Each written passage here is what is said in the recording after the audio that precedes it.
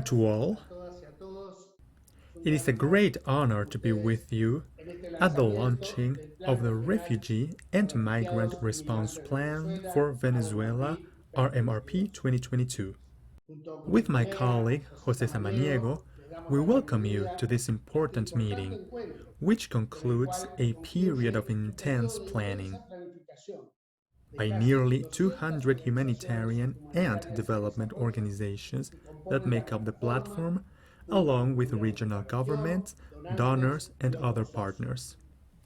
This year has undoubtedly been one of enormous challenges, has had so much pain and suffering for refugee and migrant populations. But it is also a year that has shown that resilience and the capability to adapt to changing environments are key qualities in dealing with such a complex and diverse response. The role of the Regional Interagency Coordination Platform during the year 2021, in its role of accompanying recipient countries, is a clear example that unity of purpose and effective coordination can make a great difference to the lives of millions of people. Before I begin the presentation of the opening segment, I would like to give special recognition to all the work teams and all the people from all the organizations behind this magnificent communication effort. I would like to say then that we are very pleased to be joined today by high-level panelists. The agenda that we have reflects the great diversity of involved actors in the regional response to the situation of Venezuela's mixed flows. Our event today will also feature a prominent place for the most important voices, that of people affected, the migrants and refugees from Venezuela. We would also like to say to those who follow us that this event is broadcast through our YouTube page R4V with translation available in English, Spanish, and Portuguese. As we enter the opening of the event, I am pleased to introduce the IOM Director General, Mr. Antonio Vitorino, the United Nations High Commissioner for Refugees, Mr. Filippo Grandi, to the Commissioner of Humanitarian Aid and Crisis Management from the European Union, Janis Lenarčič, and the Secretary for National Sovereignty and Citizenship Affairs. At the Ministry of Foreign Affairs of Brazil, Ambassador Paulino Franco de Carvalho Neto. To begin, I give the floor to the IOM Director General, Mr. Antonio Vitorino. Good morning. I would like to start off by greeting the High Commissioner, Filippo Grandi, and the chair of the Quito process, currently held by Brazil, with whom I have the pleasure of sharing with this opening panel, as well as with all the people who are here at this event. I would like to recognize and congratulate the work of the nearly 200 partner organizations of the Interagency Coordination Platform, co-led by IOM and UNHCR, for the development of a new plan for refugees and migrants from Venezuela, which will help to complement the efforts of host countries in the protection, regularization, and integration of Venezuelans by 2022. During 2021, we have constantly observed what a growing trend it was since the beginning of the pandemic. Despite the drastic restrictions towards mobility, migrants and refugees from Venezuela kept moving through irregular paths and steps, facing extremely adverse conditions in their journey for better life opportunities. The rise in irregularity has increased the vulnerabilities migrants and refugees from Venezuela are facing, especially women, children, and adolescents. Socioeconomic and gender inequalities, accentuated by the health crisis, have led to a rise in criminal networks activities, gender-based violence, and exploitation, especially human trafficking. IOM and platform partners' response strategies against human trafficking have been focusing on the central concepts of prevention, protection, access to justice, and cooperation.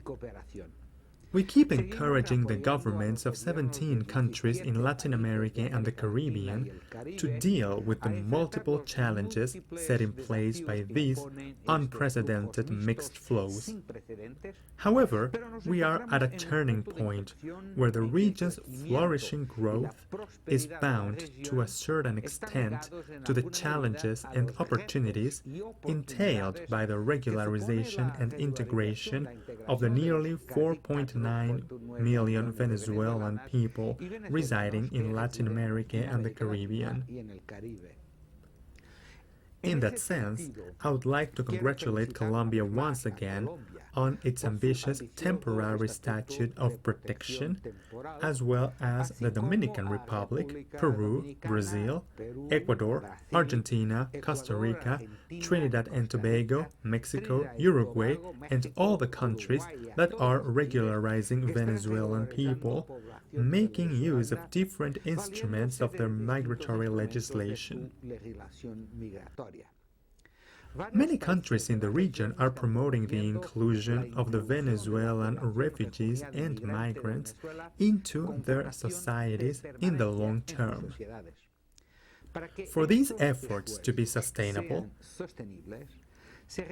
of the civil society, a multi-sectoral approach is needed, one that includes among it actors of the civil society, migrants and refugees themselves, and particularly the organizations of the diaspora that are decisive agents of change to achieve labor, social, and cultural integration. In this regard, we deem it necessary to recognize and credit the great strengths of the Venezuelan community in the countries of the region, especially women, who are progressively occupying leadership roles in their organizations. Considering host communities and local governments in the integration plans also plays a key role. The role of international financial institutions and the private sector is essential to support the creation of development conditions in host communities. The last donors conference, led by Canada, with the support of UNHCR and IOM, played a key role in reaffirming this so-needed cooperation. Positive progress has also been made within the framework of the Quito process, through coordination among host countries, great involvement in working groups, and the link with the group of friends. With Brazil's leadership, other imperative issues have been included, such as youth, host communities, and vulnerable groups, like indigenous and Afro-descendant populations, in order to enrich the process agenda. In this scenario that presents significant setbacks and challenges, but also opportunities, the Interagency Coordination Platform once again has proved to be an innovative coordination mechanism on humanitarian response in the region, able to articulate the efforts of host governments, United Nations agencies, civil society organizations, local governments, and the private sector, among other relevant actors. I would like to close my speech inviting the international community to support the Rmrp 2022 to continue accompanying the governments of the region in their protection and inclusion efforts. Thank you very much. We thank the Director General for his words, and we will now listen to the United Nations High Commissioner for Refugees, Mr. Filippo Grandi. Ladies and gentlemen, this is the fourth consecutive year that we come together to emphasize our commitment to protect and assist the millions of refugees and migrants from Venezuela that have arrived and keep on arriving to the Latin American countries and the Caribbean. Since that first meeting back in 2018, many things have changed.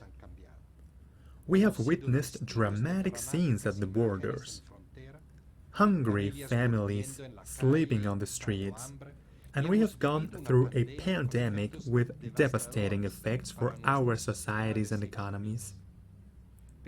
Nevertheless, today there are more of us, and we have strengthened our cooperation in search of solutions to this crisis.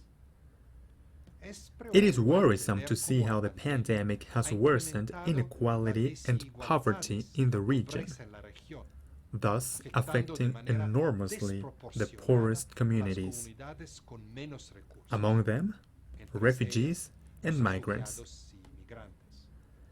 I have witnessed myself during my recent visits to the region this year that access to territory and protection mechanisms entails a challenge in many countries with closed borders that expose refugees and migrants to sexual exploitation, violence, and abuse by criminal networks, among other dangers. Thousands of people are still depending on humanitarian aid to be able to eat and survive. Access to health and educational services is a privilege for many families. In the meantime, people are still leaving Venezuela, and cross-border movements do not stop. In every country I've visited, I have met mothers and fathers concerned about the future of their families. I have also met young people full of ideas and energy, but with few opportunities at their reach. Over the last year, despite the devastating effect of the pandemic, solidarity and efforts to dignify the lives of refugees and migrants from Venezuela have not ceased. Several countries have begun regularization processes that will change millions of lives. These documents are the key to access rights, to essential services, and opportunities for a better future. Nonetheless, these efforts need support to be successful. A document or paper means nothing if there's no structure behind it that promotes the integration of refugees and migrants in host communities. On this issue, the World Bank and the Inter-American Development Bank are supporting host countries with concessional loans. It is fundamental to expand this contribution to complement the efforts made in developed countries in terms of integration. With the new challenges we face today, it is key to keep on working together. Over the next year, we will need the trust and solidarity of the international community to be able to implement the path we are presenting today, responding to the most urgent needs, while we develop programs which allow long-term integration. We are very thankful to the UNHCR, IOM for their support during all these years, and the organizations who are part of the coordination platform for refugees and migrants from Venezuela. But above all, thank you very much for your continued commitment to the Venezuelan people and their host communities. Many thanks to the High Commissioner for his presentation. We will move on to the next presentation and to mention that it is very valuable to have the perspective of a committed donor, which has supported this plan in its beginnings, such as the European Union, and has hosted the first two conferences in solidarity with Venezuelan refugees and migrants. I give the floor to the Commissioner for Humanitarian Aid and Crisis Management from the European Union, Mr. Janez Lenarčič. Ladies and gentlemen, I would like to thank our colleagues from UNHCR and IOM for their invitation to join the launching of the 2022 Regional Refugee and Migrant Response Plan, as well as all the members of the regional platform for the preparation of the 2022 Response Plan. In June of this year, at the 2021 Pledging Conference organized by Canada, we discussed the situation of the Venezuelans that have left their country. At that time, the number of people forced to leave was 5.6 million. We see that this migration trend continues, as today, just 6 months later, this figure is already over 6 million.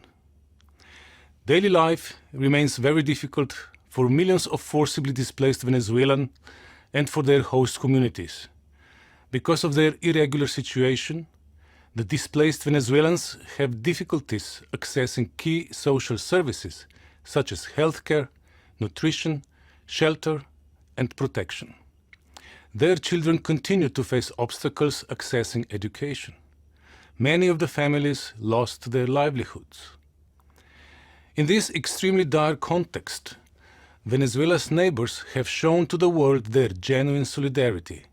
I pay tribute to their efforts when dealing with this extraordinary challenge. However, despite the generosity of host communities, civil society and governments in the region, refugees and migrants from Venezuela continue to face challenges for which our collective engagement remains essential. That is why we are here today, to step up and show our collective support for displaced Venezuelans and their host societies.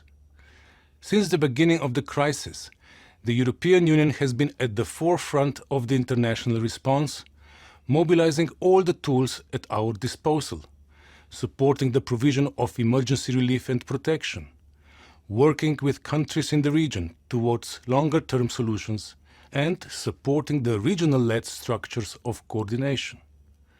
The needs go beyond immediate life-saving interventions. They include access to regularization, longer-term protection, self-reliance, and integration. Together with our humanitarian assistance, European Union support will also focus on the social and economic integration of refugees, migrants, and host communities, using instruments that can leverage funds and working closely with international financing institutions. Today, I want to reiterate this commitment and reaffirm our engagement to continue alleviating the suffering of vulnerable Venezuelans, supporting the host communities across the Americas, and mobilizing the international community. You can count on us. Muchas gracias. Thank you very much. We thank the European Union Commissioner, and now I am grateful to welcome Ambassador Paulino Franco de Carvalho Neto, representing the Brazilian government, who holds now the pro-tempore presidency of the Quito process. The government of Brazil, to the modules and agenda developed by Quito process, has delegated a focus on support to the host communities, the role of the civil society, youth needs, indigenous populations, and Afro-descendants, among other priorities. Mr. Ambassador, you have the floor. Dear colleagues and guests, good morning. From the pro-tempore presidency of Quito process, Brazil wishes to congratulate everyone. It is an honor for us to represent the countries participating in the Quito process at the launch of the Refugee and Migrant Response Plan for Venezuela 2022. With nearly 6 million Venezuelan refugees and migrants out of their country, and despite the commitment of host countries in the region to fully guarantee the fundamental rights of these people, this intensified flow of refugees and migrants has challenged our capacity to respond. Even in the face of an unprecedented displacement of people in the recent history of our region, we have offered migrants and refugees the prospect of a better future. This would not be possible without the efforts of governments and host communities, the international community, and multiple humanitarian actors, including UN agencies, funds, and programs, as well as civil society organizations committed to the cause of refugees and migrants.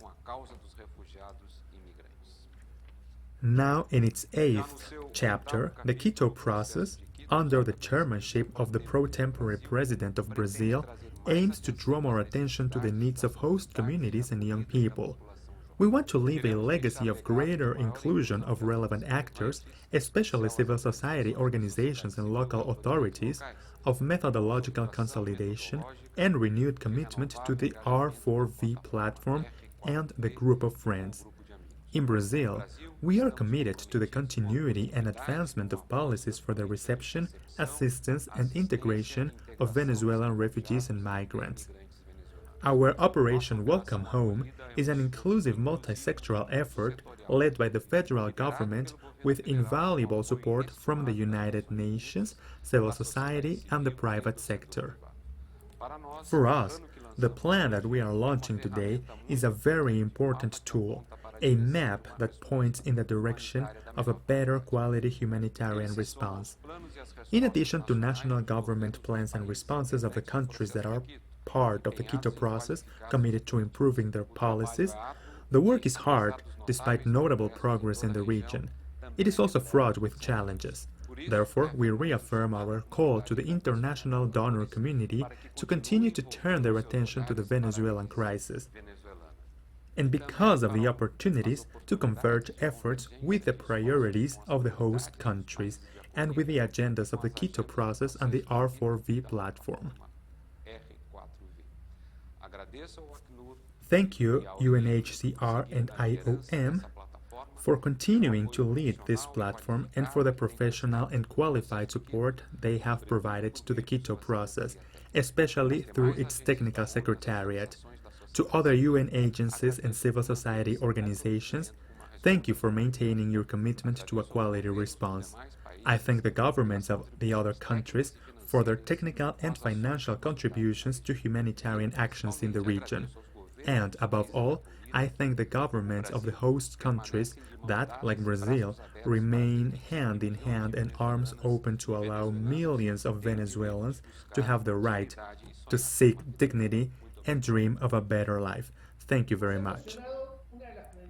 As mentioned, one of the priorities of the platform is to allow the voices and visions of migrants and refugees to have a central role in all discussions. So, it is key to know firsthand the diversity of experiences and challenges in the different host countries. In this regard, I am honored to present these testimonies that give due account of the situation of refugees and migrants. My life changed completely. Despite migrating with my whole family, it has been quite a difficult adaptation process in this country. We came here for a very strong need for clothing, food, medicine. I lost all of my sisters, my brothers, my dad, my mom. I lost the family I had in Venezuela. I was a civil servant in my country. I left for the reasons we all know already, the situation in the country and because I was politically persecuted back then. Eating and not eating, just as there is good people, there are bad people. 1 out of 100 that we ask for, maybe there was 1 or 2 who gave us something. But sometimes we couldn't even eat, and on the streets it turns very difficult. First time in my life that I am living on the street. In my house I had a roof, but what could I do without eating? That's hard. I feel very sad because I came looking for a good future for me, for my family, mostly for my mom. But here I am, while I'm eating rice with chicken, um, I'm thinking about my mom, what they are eating, my brothers, my little nephews. I'm thinking about many things while being far away from my family. Right now, with this pandemic, taking care of him with his condition is hard for us because therapies are not the same if they are done at the rehabilitation center or at home because they have their equipment. We don't have anything. Now we're trying to see if we can get him some lotion for his body or if we can get him a walker and things like that. With this pandemic and with the unemployment, it has become harder to get diapers and to get the formula as well. I had to sell my house. It was a tough decision, but I still did it anyways for the well-being of my children. Before coming, we thought that in order to get here there were many risks. We heard many rumors. They told us the little money we could make was just for eating, but back there we couldn't eat or buy clothes. So we decided to come here with the family, and we are a little better. To get here from Venezuela, we woke up on the first day, on the second day, almost reaching Guyana. The third day we got here enduring hunger, sun and rain. We didn't have enough resources to study. There was not much to do. I just didn't have the resources, and I couldn't push my career or my studies. It was literally starting from scratch. A new life, new colleagues, new job. We decided to leave Venezuela in search of professional growth. It was a very difficult situation that forced us to make the decision of moving out. It was a grieving process. It was quite hard. To lose friends, to lose customs. But here in Ecuador, I have been received with open arms in every way. I've learned a lot and I feel super proud of being where I am. I would like to highlight the view that the testimonies in this video have brought us about the impact, the consequences, and the change of life when making the decision to start a life project in another country. The video reflected very well the diversity of motivations of refugees and migrants, the painful experience of family separation, food insecurity, and lack of access to health and other services, the great impact of the pandemic, and the various reasons that have led them to leave their country. These are testimonies that speak to us of difficult and at times desperate realities. But they also show us a panorama of renewed illusions, open arms, and a new beginning.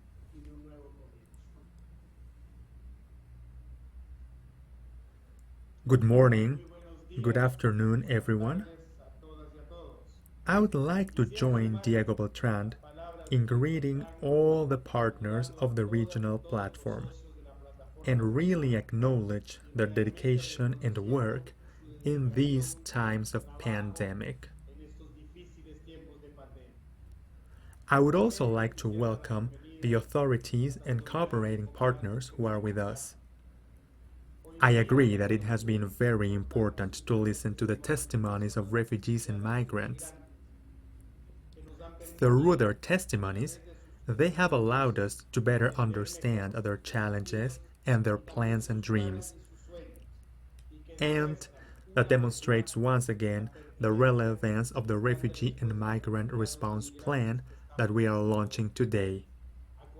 Next, I am pleased to give the floor to Dr. Eduardo Stein, our UNHCR IOM Joint Special Representative for Venezuelan refugees and migrants.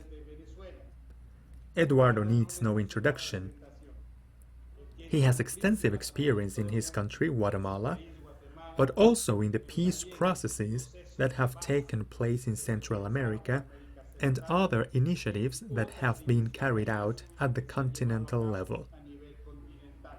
Dr. Stein will allow us to contextualize the current situation in the region and to present the main objectives and strategic axes of the Refugee and Migrant Response Plan 2022.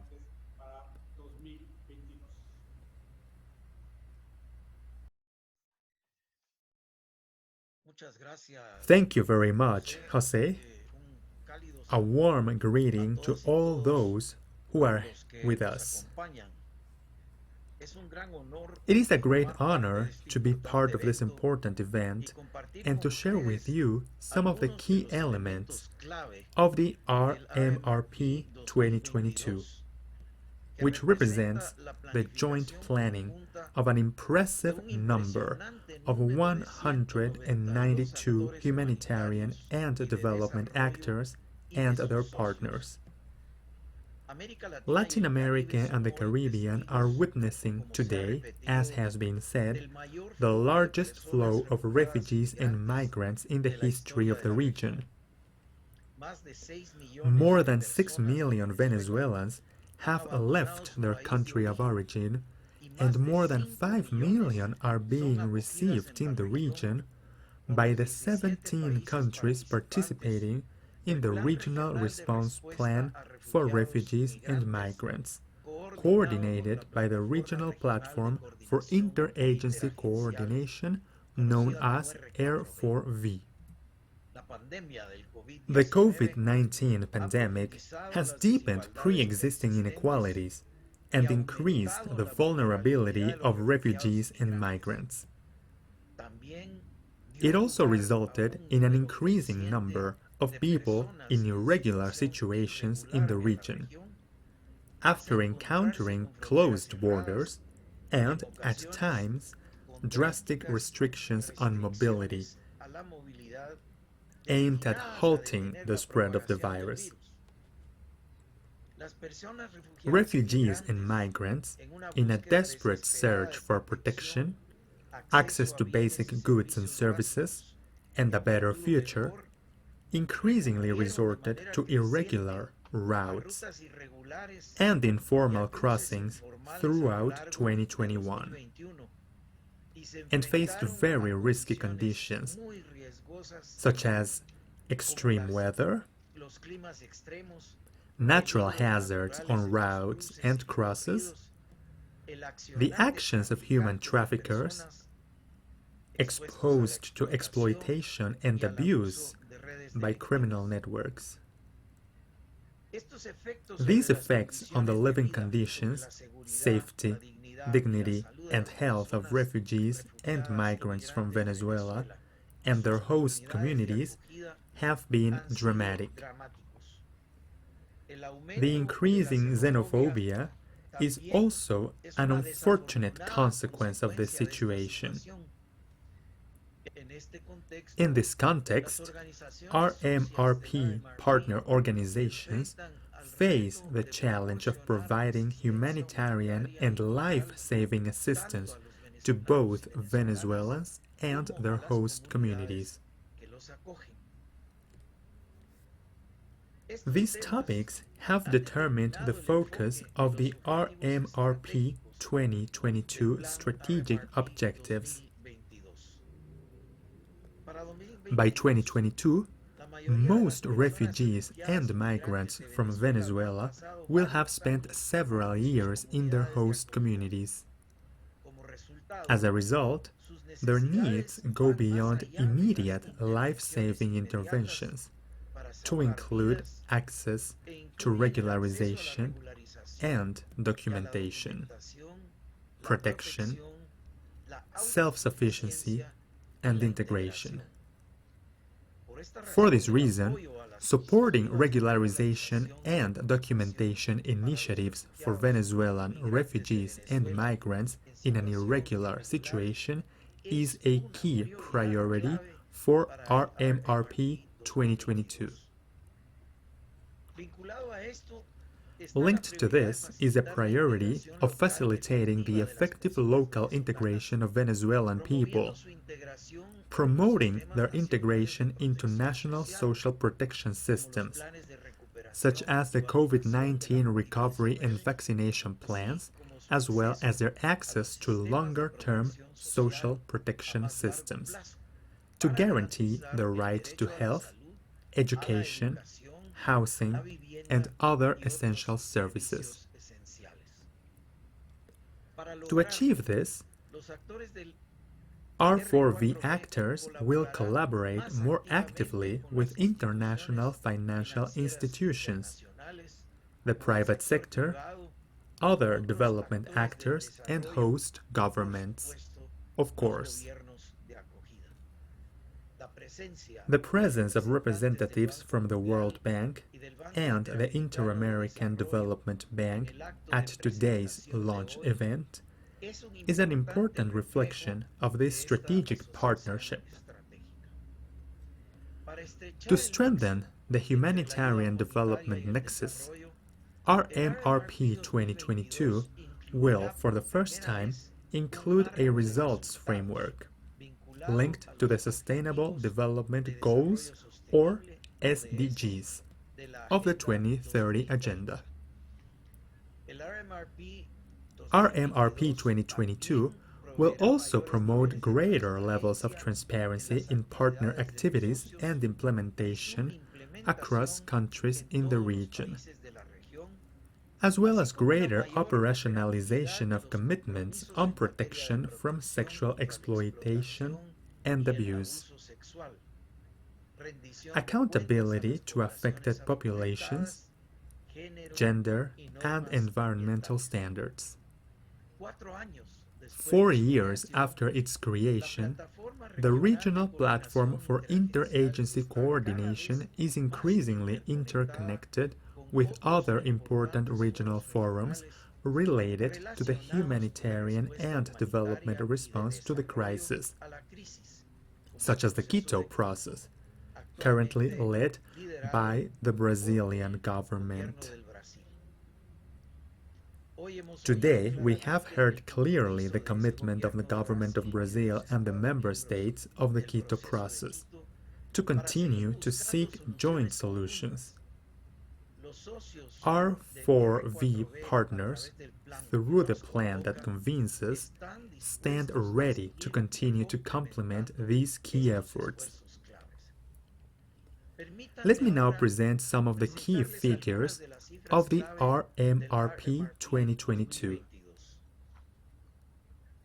The 2022 response plan projects that there will be a total of 8.9 million refugees and migrants from Venezuela in the 17 Rmrp countries by the end of December 2022.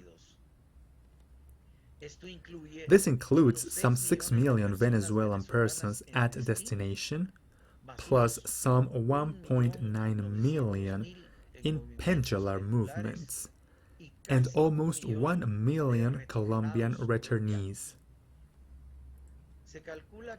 An estimated 8.4 million people will require assistance, including 2 million members of host communities. This is a sharp increase in people in need compared to previous years. It is also about something reflecting the growing challenges faced by both refugees and migrants from Venezuela and host communities. Needs compared to previous years. A total of 3.8 million people will receive assistance through Rmrp 2022 To reach this goal, an unprecedented figure of 192 RMRP partners, now including 23 Venezuelan diaspora organizations led by refugees and migrants, and 117 NGOs, require $1.79 billion. This is an increase of nearly $800,000 compared to last year, and reflects the growth in the population in need of assistance. Of the 9 sectors in the response, the integration sector has identified the largest number of people in need, at 7.55 million, and the largest financial requirements at 381 million to carry out activities such as strengthening academic degree recognition processes, academic titles, professional certifications, supporting livelihoods, income generation, and implementing social cohesion programs to combat xenophobia. For its part, the health sector has the largest number of people targeted, with 2.72 million, demonstrating the number of people with health problems in the context of the ongoing pandemic and the importance of strengthening national health systems to provide health services to refugees and migrants and host communities. The RMRP 2022 provides detailed breakdowns for each sector and for each of the 8 sub-regional and national platforms. I recommend that you consult the RMRP 2022 and the R4V information for detailed information. I would like to acknowledge the excellent work done by all the agencies co-leading the sectors under the R4V platform. Their leadership and complementary expertise are fundamental for the effective coordination of humanitarian protection and development assistance under the plan. As mentioned, the RMRP 2022 contemplates the planning of 8 sub-regional and national platforms. Let me reflect on some of the national and sub-regional particularities that we are seeing this year. Of the 5 national platforms in the response, in Brazil, Chile, Colombia, Ecuador, and Peru, Colombia continues to host the largest number of refugees and migrants in need, and consequently targets the largest number of people to be assisted in 2022 through the actions of 78 R4V partners, almost 2 million. Colombia is followed by Ecuador with 414,000 people targeted. The sub-regional platforms covering the Caribbean, the Southern Cone, Central America, and Mexico are composed of several host countries. Each of the sub-regions hosts a relatively similar number of refugees and migrants, although the Southern Cone has the greatest need, with 278,000 people, and will receive the most support in the plan, with a target of 126,000 people. More information and the full response plan are available on the dedicated Rmrp 2022 microsite, and of course at rmrp.r4v.info, which I invite you to visit. With the support of the international donor community and R4V's 192 partners working alongside affected populations and host governments, it is possible to achieve significant progress towards the integration, regularization, and protection of refugees and migrants from Venezuela in the coming year. I now turn the floor over to José Samaniego and Diego Beltrán to lead us in our first panel of the day. I am very interested to hear the reflections of our distinguished panelists on the plan, and I count on the joint commitment that calls on us to work towards an effective implementation of the Rmrp. Thank you very much. Thank you very much, Eduardo, for this clear presentation of the challenges we face in the region, but also the priorities of our regional plan.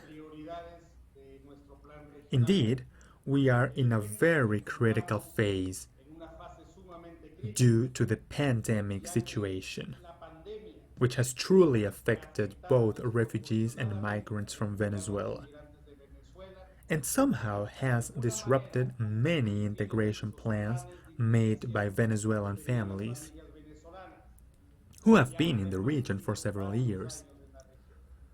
This is clearly shown in the dual approach of the Regional Refugee and Migrant Response Plan, which combines both life-saving humanitarian assistance, but also clearly focuses on the development of programs that ensure their legal socio-economic integration and long-term self-sufficiency for Venezuelan families. For this reason, one of the priorities of the regional platform is to work in partnership with development actors, and especially with international financial institutions.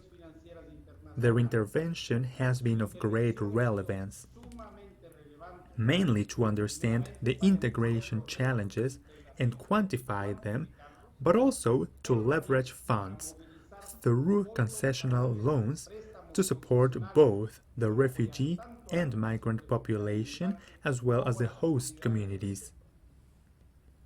We should also remember the key role the international banking system has played in the development of public policies. Today, we are honored by the presence of two distinguished representatives from the World Bank and the Inter-American Development Bank, Ms. Ana Wallenstein and Felipe Munoz.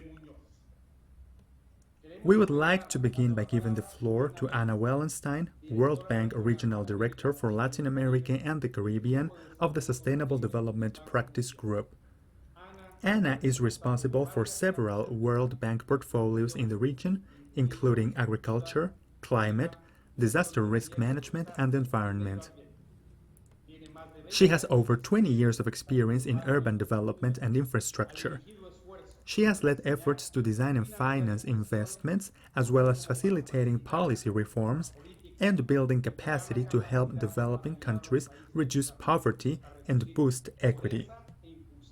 Without further ado, let's welcome Ana Wallenstein. Good morning, everyone. My name is Ana Wallenstein. I'm the Regional Director for Sustainable Development for the Latin America and Caribbean region at the World Bank. It is an honor to join this global launch event of the Regional Refugee and Migrant Response Plan 2022. The topic that brings us together today is extremely relevant for the region. Latin America is experiencing an unprecedented exodus of migrants and refugees from Venezuela, precipitated by the multifaceted humanitarian, economic, and social crises in that country. Today, over 6 million men, women, and children have left Venezuela, with 8 in every 10 searching for a new home within the region. This makes it one of the second largest movements of vulnerable people in the world, outnumbered only by the Syrian refugee crisis. On top of this already severe human crisis, Latin America has been disproportionately impacted by the sanitary and economic crisis related to the COVID-19 pandemic. And these compound crises make it one of the worst moments in history to be a refugee. The response to these compound crises lies in integration. Integration offers a path for Venezuelans to become self-sufficient, access services, and establish social links with local people.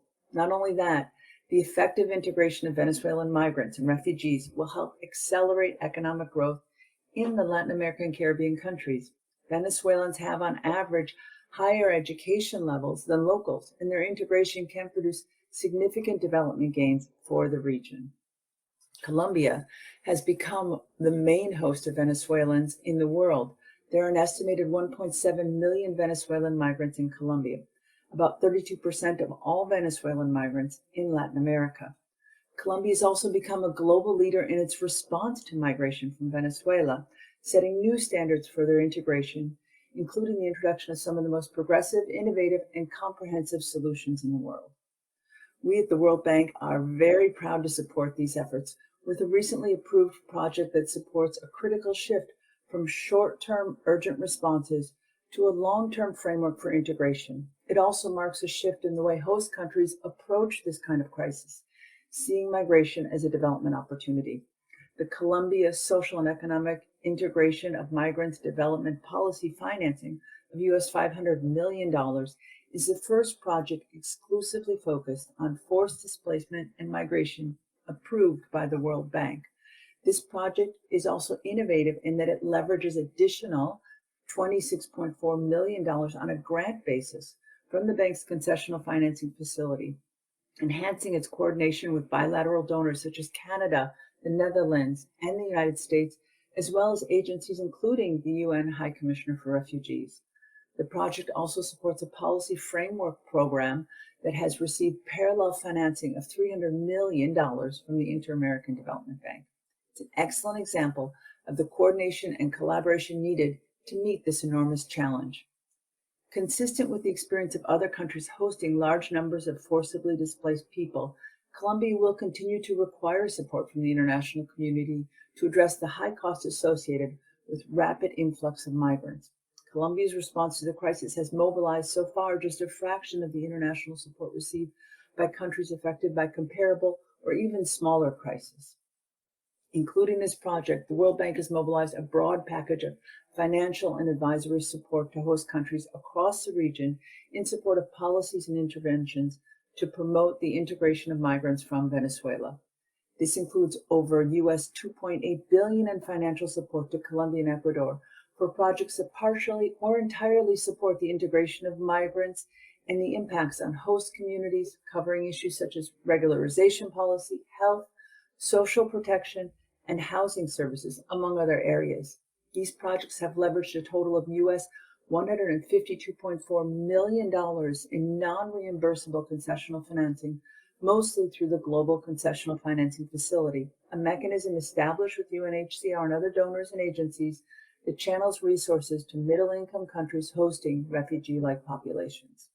The bank has also channeled over US $6.3 million in technical assistance to Peru, to Colombia, to Ecuador, and Chile on issues including data systems for tracking migrants, regularization and integration policy, managing the impacts of COVID-19 on migrants, institutional strengthening, and subnational responses to migration. This type of exodus in recent years has accelerated and will only continue to do so in the near future, as economic crisis and situations of fragility and conflict are being joined by millions of migrants fleeing the ravages of climate change. The World Bank recently published a study that estimates that by 2050, more than 17 million people could be forcibly displaced as a result of climate change. We at the World Bank reiterate our commitment not only to Colombia, but to all countries that host migrants and refugees. We'll continue to be part of these efforts for integration supporting with our analytical capacity, our global best practices, technical assistance, and financing the transformation of migration into development for all. Thank you very much. Thank you very much, Anna. Next, I have the great honor to give the floor to Felipe Munoz, Inter-American Development Bank's Migration Unit Chief. As you all know, Felipe has been a pioneer of the regional response and has an extensive experience in Colombia's public sector as well as internationally.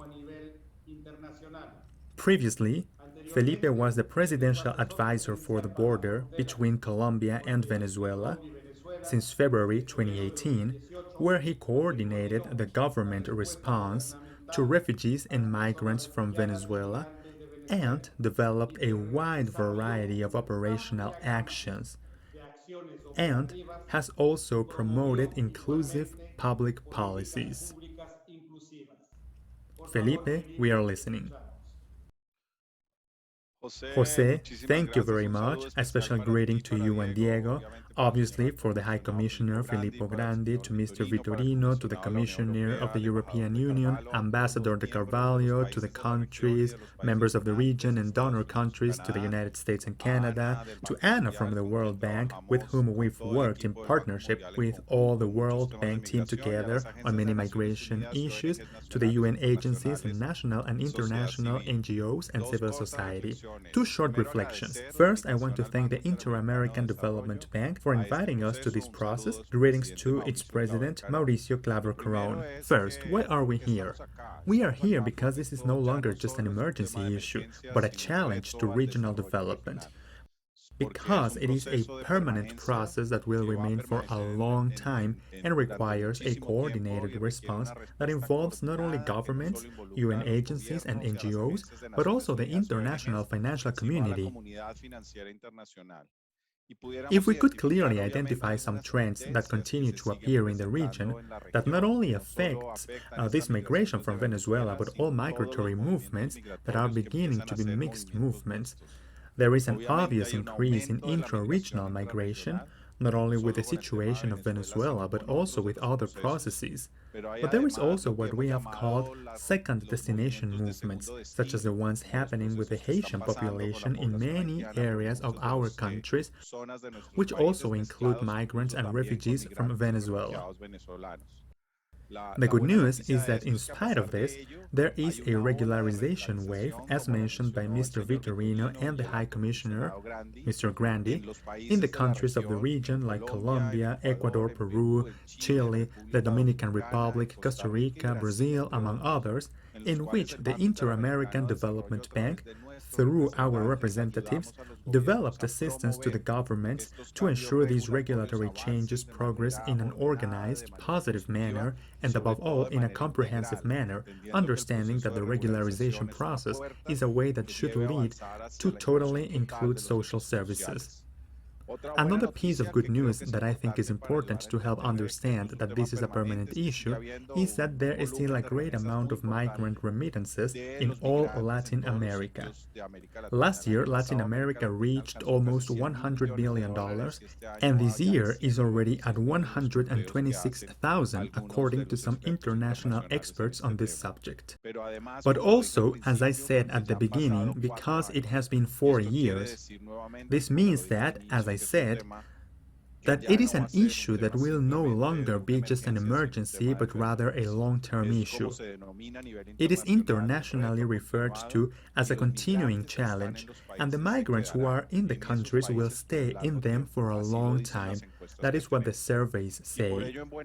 And that is why UN agencies, the international community and countries have created this mechanism, this platform which I can attest its advantages and its positive aspects because I was an official of the Colombian government, which at the time faced an intense pressure due to this massive movement, and since then, with the R4V platform, it has been possible to establish a process of support and cooperation for the countries involved.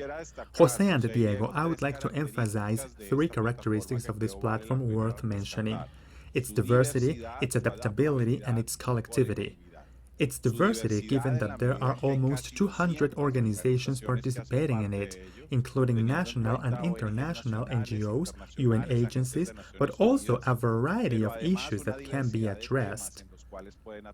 I would like to focus especially on the issue of resources destined for the socio-economic integration of migrants, because this is where we connect humanitarian and development issues, which is the purpose of multilateral banks. Adaptability, because it has adapted to the requirements of a non-fixed and non-static movement, and for example, in this new version and the 2021 version, have taken into account particular circumstances that emerged with the subsequent challenges derived from COVID. And finally, collectivity, because it is a collective development process in which the country's needs are assessed in order to fulfill them. We, as a multilateral organization, as a fundamental supporting actor for countries, have been assisting the bank with non-reimbursable resources of over $100 million that have leveraged more than 10 projects for more than $1 billion, more than 60 million from donors that have invested in cooperation and work in more than 10 countries, and a wide platform of knowledge to create evidence on issues that we have already worked on, such as regularization, and others we will work on next year, like citizen security or perception towards migrants, all framed in the 2025 vision set by the bank's new administration, where migration is seen as a cross-cutting development issue and challenge for the recovery of the region post-COVID. Once again, we would like to thank the partnership we have with the World Bank in many of the projects, with the agencies in others, and with the NGOs, but especially with the country's governments, so that we can continue from the IDB contributing as a fundamental development partner to a challenge that involves everyone. Thank you, Jose, Diego. Thank you so much, Felipe and Ana. As we can see, the response to this crisis is a model of complementarity between the state's political actions through the Quito process, humanitarian operations by agencies, and development initiatives provided by the international banking. Only through this comprehensive and coordinated response can we answer to both the emergency and to provide a more solid and inclusive growth. In this sense, integration is not only the best protection mechanism, but it is also an opportunity for all hosting countries.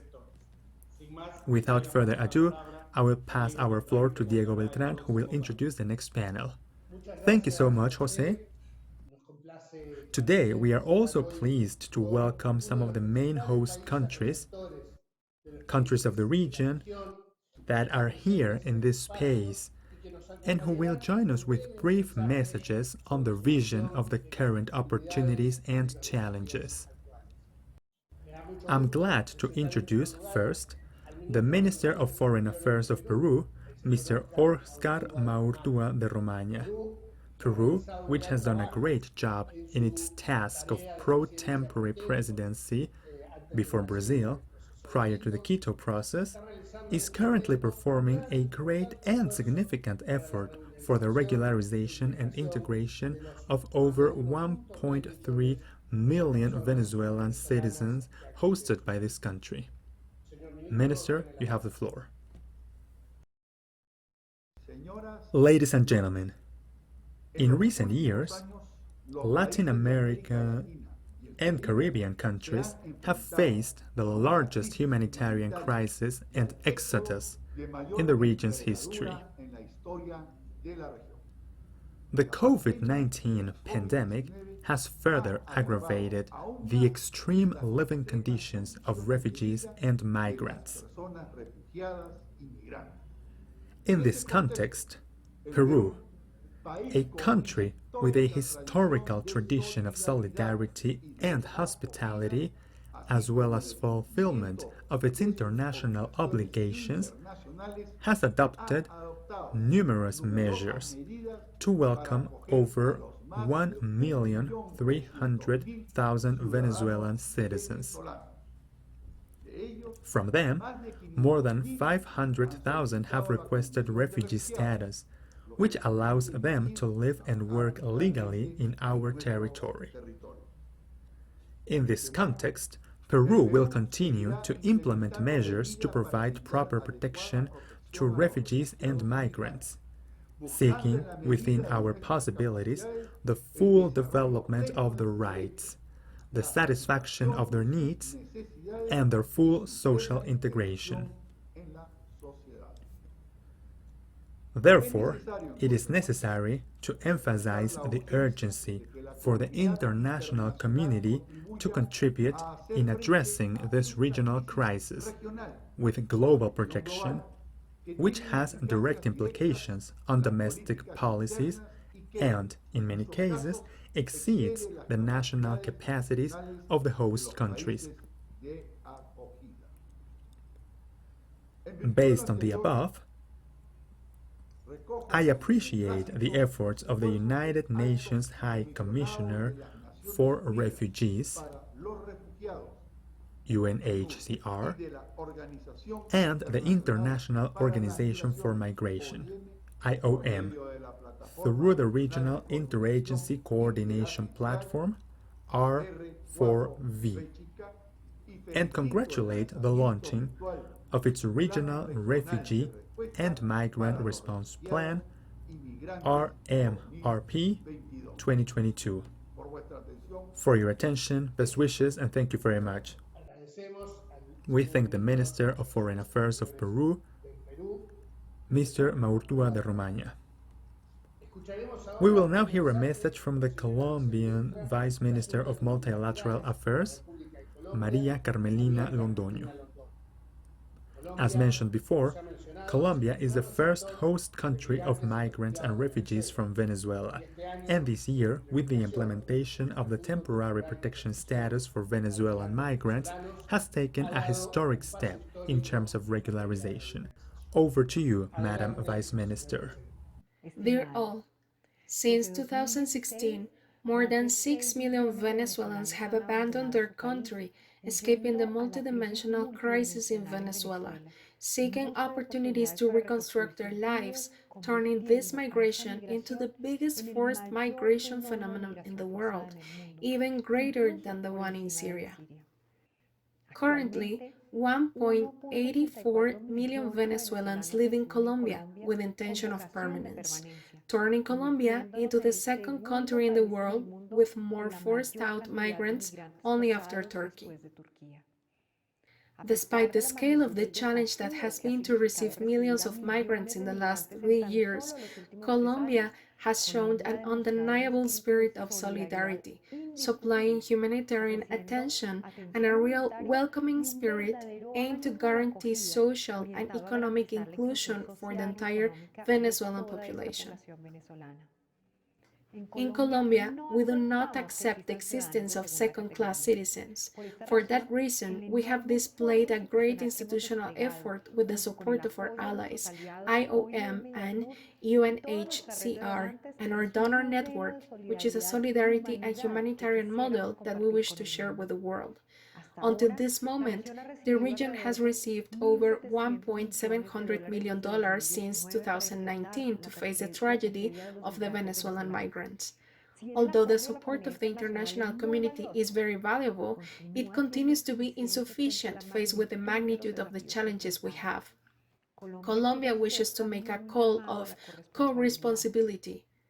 Solidarity, humanity, and co-responsibility are the values that have traced the roadmap that has been proposed by our President Iván Duque to design a Colombian comprehensive migration policy for this time of crisis. Within this policy, we are especially proud to present to you the temporary status for the protection of the Venezuelan migrants, the TSPV, as a key measure of those values that have inspired us. The TSPV is the most ambitious and innovative instrument for the regularization of migrants around the world. With this instrument, we seek to regularize the 1.8 million Venezuelan migrants in our country, which implies the protection and the guarantee of their rights, granting them access to the state goods and services, healthcare, education, work opportunities on equal conditions as Colombian citizens. Ladies and gentlemen, while Latin America continues to face the crisis generated by the exodus of our Venezuelan brothers, we will have to continue raising the voice to denounce the abuses that occur in the neighbor country. Sometimes we feel alone. Sometimes we feel that the indifference of many states is gaining ground. But the political position of Colombia has never been whimsical, and this is another opportunity to restate it. The TSPV and the entire comprehensive immigration policy confirms our true motive: solidarity and unconditional respect for the dignity of every human being. Therefore, I want to manifest our deep thanks to UNHCR and IOM for its leadership on the creation of the Regional Refugee and Migrant Response Plan for Venezuelans that is being launched today, and also for their tireless work. I also thank all our partners who have contributed and who will contribute with the financial and technical resources to the effective implementation of this plan. We are a sign of hope for our Venezuelan brothers. Let us maintain this light on for them. Thank you very much. Thank you, Madam Vice Minister. I am now pleased to introduce Mr. Vice Minister of Human Mobility of Ecuador, Mr. Luis Valles Valdivieso. Ecuador is another important recipient of the Venezuelan population, receiver both in transit and destination. And it is a country that is demonstrating a renewed commitment to the integration of refugees and migrants from Venezuela. Mr. Vice Minister, you have the floor. Thank you very much for this space. On the occasion of the presentation of the Regional Refugee and Migrant Response Plan is launched for Ecuador. Ecuador is a country that demonstrates its solidarity and commitment to the protection of rights of the citizens of the world. In the last years, Ecuador has become an in-transit territory, but also it has turned into a welcoming place for Venezuelan citizens who have stepped out forced from their country. The national government makes great efforts to respond to this migratory flow, which is calculated to reach 550,000 people by the end of 2022. In addition to the approximately 200,000 who will be in transit to a third country. In 2019, Ecuador delivered around 90,000 visas to Venezuelan citizens. This year, the government of President Guillermo Lasso has decided to create a new regularization process which includes foreign citizens working in productive areas of the country, with the same rights and obligations as those for Ecuadorian citizens. Our country, until November 2021, has received 29% of the resources committed for the response. The needs for food, housing, education, and health of migrant populations who intend to remain in the country and those in transit demand greater efforts and resources. Throughout this process, it is important to highlight the efforts that host communities make and who need direct assistance and support initiatives in favor of the government of Ecuador to strengthen public services and the creation of public policies, which can protect and benefit them economically to progress as a community. We have the support of donor countries, international organizations, financial institutions, the private sector, and civil society to face the challenging work ahead and to respond to the identified necessities in Ecuador's section of the Regional Refugee and Migrant Response Plan 2022. This process not only includes Ecuador, but all countries that defend human rights and that seek to develop a world with better conditions. Thank you so much. We thank Vice Minister Luis Valles Valdivieso. Finally, and to close this panel, I have the honor to present the Vice Minister of Consular and Migration Affairs of the Dominican Republic. The Dominican Republic is moving forward in a very effective and positive way in the implementation of a standardization plan to regularize thousands of migrants and refugees from Venezuela. Over to you, Mr. Vice Minister. The normalization plan for Venezuelan nationals who are in the Dominican Republic has been for more than 6 months that has started its implementation. For this, we have counted on with the fundamental support of the United Nations system and has served us not only from the financial and logistical point of view, but also in terms of technical survey that has allowed us from the Ministry of Foreign Affairs to carry out the second step, which is the issuance of visas. We have seen precisely through the R4V platform that the Dominican Republic is the 6th largest recipient of Venezuelans who, for reasons beyond their control, have moved throughout the Western Hemisphere. We would like to thank Vice Minister Yatzel Roman. I would like to conclude this panel formed by government representatives and give the floor to my colleague José Samaniego, who will present the next segment where we will hear from other R4V partners. Thank you very much, Diego. As we have seen, the governments of Latin American and Caribbean countries have made remarkable efforts to respond to what is an unprecedented mobility crisis in our region,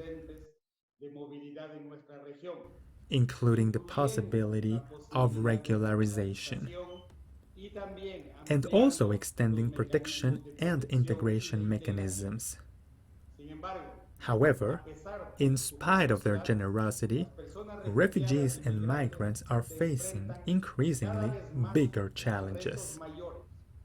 Not only in terms of protection, xenophobia, and discrimination situations, but also in terms of increasing unemployment and poverty, and difficulties in accessing education and basic services. As we mentioned earlier, all this is exacerbated by the pandemic. Therefore, host countries absolutely cannot respond to the situation alone. That is why the Rmrp is a clear reflection of the whole society approach of the New York Declaration for Refugees and Migrants that complements the state's multi-actor efforts. That is why, in this panel, we will be hearing from international cooperation as well as from non-governmental organizations and the organized diaspora. Let's start with international cooperation. Indeed, in this panel, we have 2 distinguished representatives of cooperation who have not only generously contributed through funding, but who have also participated actively in the design of strategies. With great pleasure, I have the honor to welcome Leslie Zeman, Deputy Assistant Secretary in the Bureau of Population, Refugees and Migration in the U.S., overseeing the Offices of Assistance Programs for Europe, Central Asia, and the Americas. Welcome, Leslie. Thank you. Thank you, Jose, fellow panelists and regional platform members. On behalf of the United States government, I'm honored to join today's meeting to highlight the United States' shared commitment to the Venezuela regional response. In the coming year, we not only look forward to working with you on the Venezuela response, but also more broadly to address the underlying conditions driving irregular migration in the hemisphere. We greatly appreciate the continued leadership of the regional platform to improve the lives of the now more than 6 million refugees and migrants who have been forced to flee Venezuela. The work you have done to date, especially in the context of an unprecedented global pandemic, is nothing short of heroic, and we applaud your tireless commitment. Your efforts during this protracted crisis have ensured that the vulnerable Venezuelans have not been forgotten and continue to receive critical life-saving assistance. Your support will remain key as we continue to wrestle with both the global pandemic and growing humanitarian crises. The United States remains committed to assisting the people inside Venezuela, as well as Venezuelans across the region who have been forced to flee their homes and the host communities that have generously welcomed them. We face a host of challenges, from the impact of the COVID-19 pandemic and its impacts on social cohesion and regional economies, to the impacts of climate change on livelihoods and living conditions throughout the region. We acknowledge that these challenges impact everyone, but refugees and migrants, including Venezuelans, have been disproportionately affected. We will continue to make our support as flexible as possible to allow our partners to address the needs of the most vulnerable. We thank our platform partners who have assisted Venezuelans with rent, support, cash transfers, and other emergency needs while continually adapting planned activities to respond to the challenges posed by COVID-19.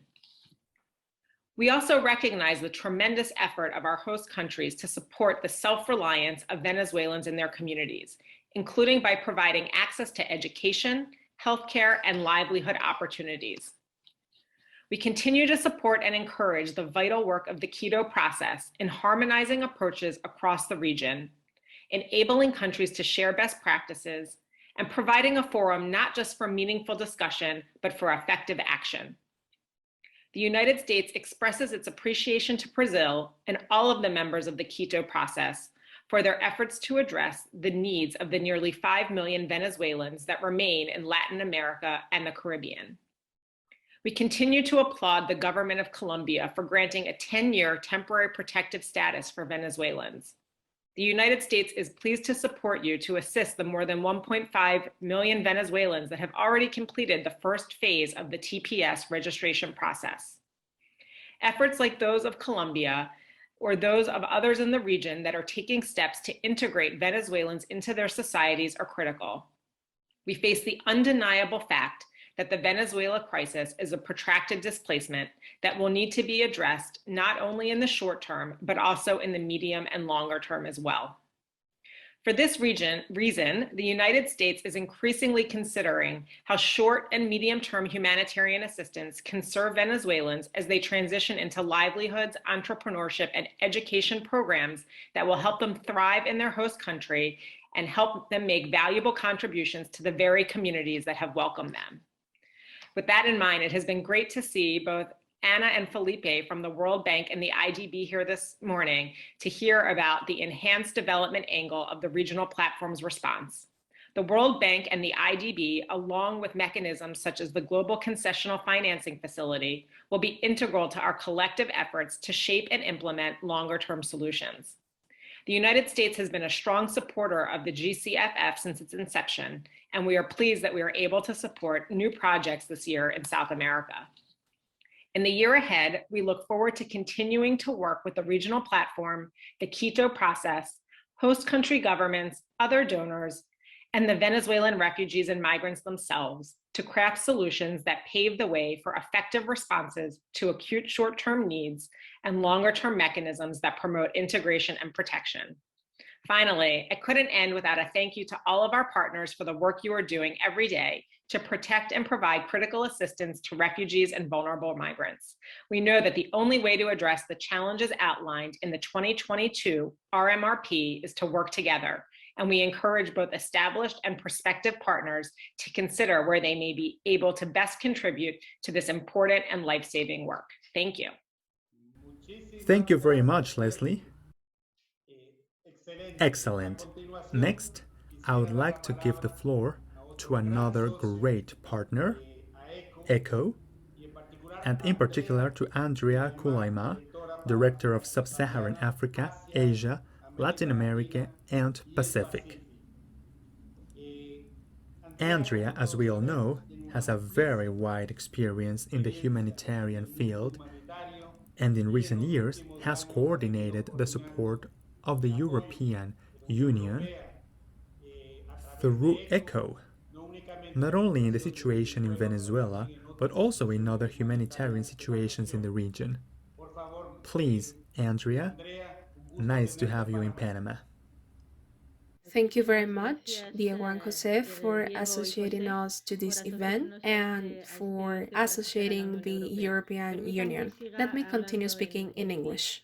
Let me start by commending UNHCR and IOM for their leadership in the launching of the 2022 Rmrp, and to all the members of the R4V platform for their contribution to the preparation of this strategic document, which is really excellent and which you have presented in a very clear manner at this meeting.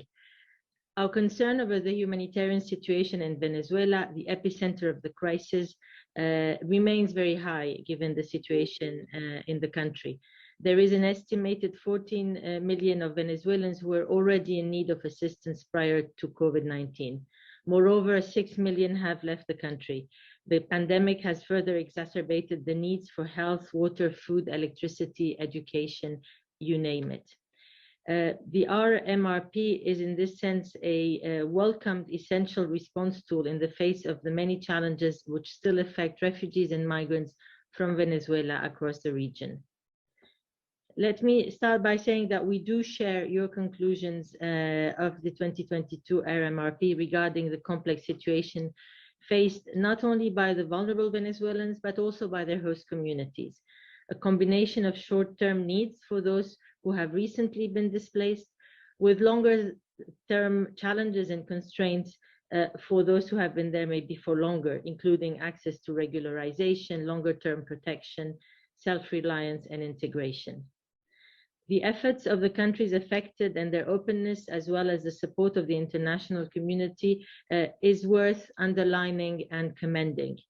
Nonetheless, the needs continue increasing practically in all the sectors, but particularly in the areas of food, shelter, healthcare, protection, integration, and education. And often this is also the result of loss of incomes and loss of employment due to the impact of COVID-19. Against this background, we do understand that the funding requested had to be increased compared to 2021, as the needs of the Venezuelans outside Venezuelan borders have been increasing and are on the rise. In this context, I would like to reiterate that we stand by you and we stand by the vulnerable Venezuelans, and that the EU has allocated since 2018 more than 238 million in emergency assistance, both inside the country and as part of the regional response. The Venezuela crisis inside Venezuela and outside Venezuela remains a priority for the European Union as a whole, and as well as the European Union for its member states. In our response to the regional impact of the Venezuela crisis, we have been supporting the provision of assistance in terms of shelter, access to health, food and non-food items, education, as well as more structural support to socio-economic integration. Particular attention has been paid to the most vulnerable, namely women with children, as well as unaccompanied children and host communities in the neighboring countries. And we are working hand in hand with our development colleagues, seeking to maximize the nexus opportunities. And in that sense, I really would commend you for having invited and associated the banks to this event. That is definitely a very good signal that is being sent. Our engagement goes beyond the provision of emergency relief, and as you pointed out, it has a very strong advocacy component, as I think we have shown with our engagement in the different international conferences on the regional crisis, and the particular attention given to the needs and to the role played by the civil society organizations. This gives me the opportunity to underline this key role that the civil society organizations do and play in the provision of assistance and protection to the vulnerable Venezuelan and host communities. And beyond the assistance and the protection, to the fact that they are their voice and their makes their needs well known. The EU is very much aware of their added value, and this is reflected in the fact that around half of our interventions in the regions are implemented by international non-governmental organizations. As indicated by Commissioner Lenarčič in his introductory words, we will continue engage in the provision of assistance and protection to vulnerable Venezuelan and host communities. In 2022, we will continue to respond to the needs of people in transit, the caminantes, of new arrivals, and of vulnerable groups as they are either en route in cross-border areas or already settled in vulnerable informal settlements. Our assistance will be for the Venezuelans, but also for the people who are hosting them. We will focus on protection, health, and other integrated sectors such as shelter, education, and so on. Complementing our humanitarian assistance, there is a strong focus of the EU development support, which will therefore also lie on the social and economic integration of refugees, migrants, and host communities using instruments that can leverage funds and working closely with international financing institutions. Dear colleagues and friends, the EU will continue to do its share to raise the visibility of the crisis and to support the mobilization of additional humanitarian funding, as has been done in the 2020 and 2021 International Pledging Conference. Thank you very much. Thank you very much, Andrea. And now it's time for the partners of the regional platform. To be honest, it was extremely difficult to select just some. Some of the agencies, for them to join us in this event. All of the over 195 different ones are relevant and play a key role in humanitarian assistance and in the protection of Venezuelans. Anyway, we wanted to give space to three representatives of different complementary sectors and who work in strategic sectors. First of all, our colleague and partner, Lola Castro, from the World Food Plan. But also, we would like next to have Victoria Ward, who coordinates one of the most important programs from the regional NGOs. And finally, we will give the floor to our dear friend Juan Carlos Vitoria, who has gathered a very important group of the Venezuelan diaspora who have joined in this response. Without any further ado, I would like to give the floor to Lola Castro in the sector that rises its priority. Lola, Andrea reminded us of the topic of caminantes, the new arrivals. In this regard, it would be a pleasure to hear from you. How do you see the response on the food security point of view in this very complex context that characterizes the response to immigrant refugees from Venezuela? Thank you very much, Lola. Thank you, Jose. I'm really honored on being selected to represent this great group of partners, in my case, from the United Nations that work in this platform with you. Thank you very much again. And as you know, we in Caribbean and Latin America as World Food Program join forces with all of you, with all the partners, above all to ensure that the most vulnerable have adequate access to food within this platform. And it's not an easy thing to do. However, I have to tell you the successes. The successes are that in 2020, the platform and food security sector team achieved assisting 1.85 million people, which is a very high figure. And the goal we have as the food security sector by 2021 is to reach 2 million people. Then, all this has been set in the context of the great crisis and the pandemic. The Latin American and Caribbean region has been one of the most affected, as we all know, by the effects of the COVID-19 global emergency. But what is more important to highlight is that this effect of the pandemic on food insecurity has increased by 4 times the people on severe food insecurity all over our continent, which is actually very high. And we also have that the cost of the basic basket is the most expensive of all the world right now in our region. So, well, to briefly say what we're doing and what we plan to do and more data, we have to say that our food safety sector has, as everyone knows, a PIN or people in need by 2022 of around 6 million people, of which we plan to assist around 2 or 2.1 million by 2022. And to give you more data, in addition to these projections that are made in the platform, With all the platform partners, there has also been other needs assessments that have been carried out by the WFP and the partners we work with, showing some very significant things as Venezuelan migrants and refugees not only have a low capacity to consume and obtain food due to costs, as we have already said, but they also increasingly adopt measures more of survival that affect their nourishment. And according to the survey, we saw that 1 in 4 migrants consumed only one meal or went the day without eating, which is quite worrying data. Also, that these survival strategies used by migrants are widely used not only by one group, but the majority.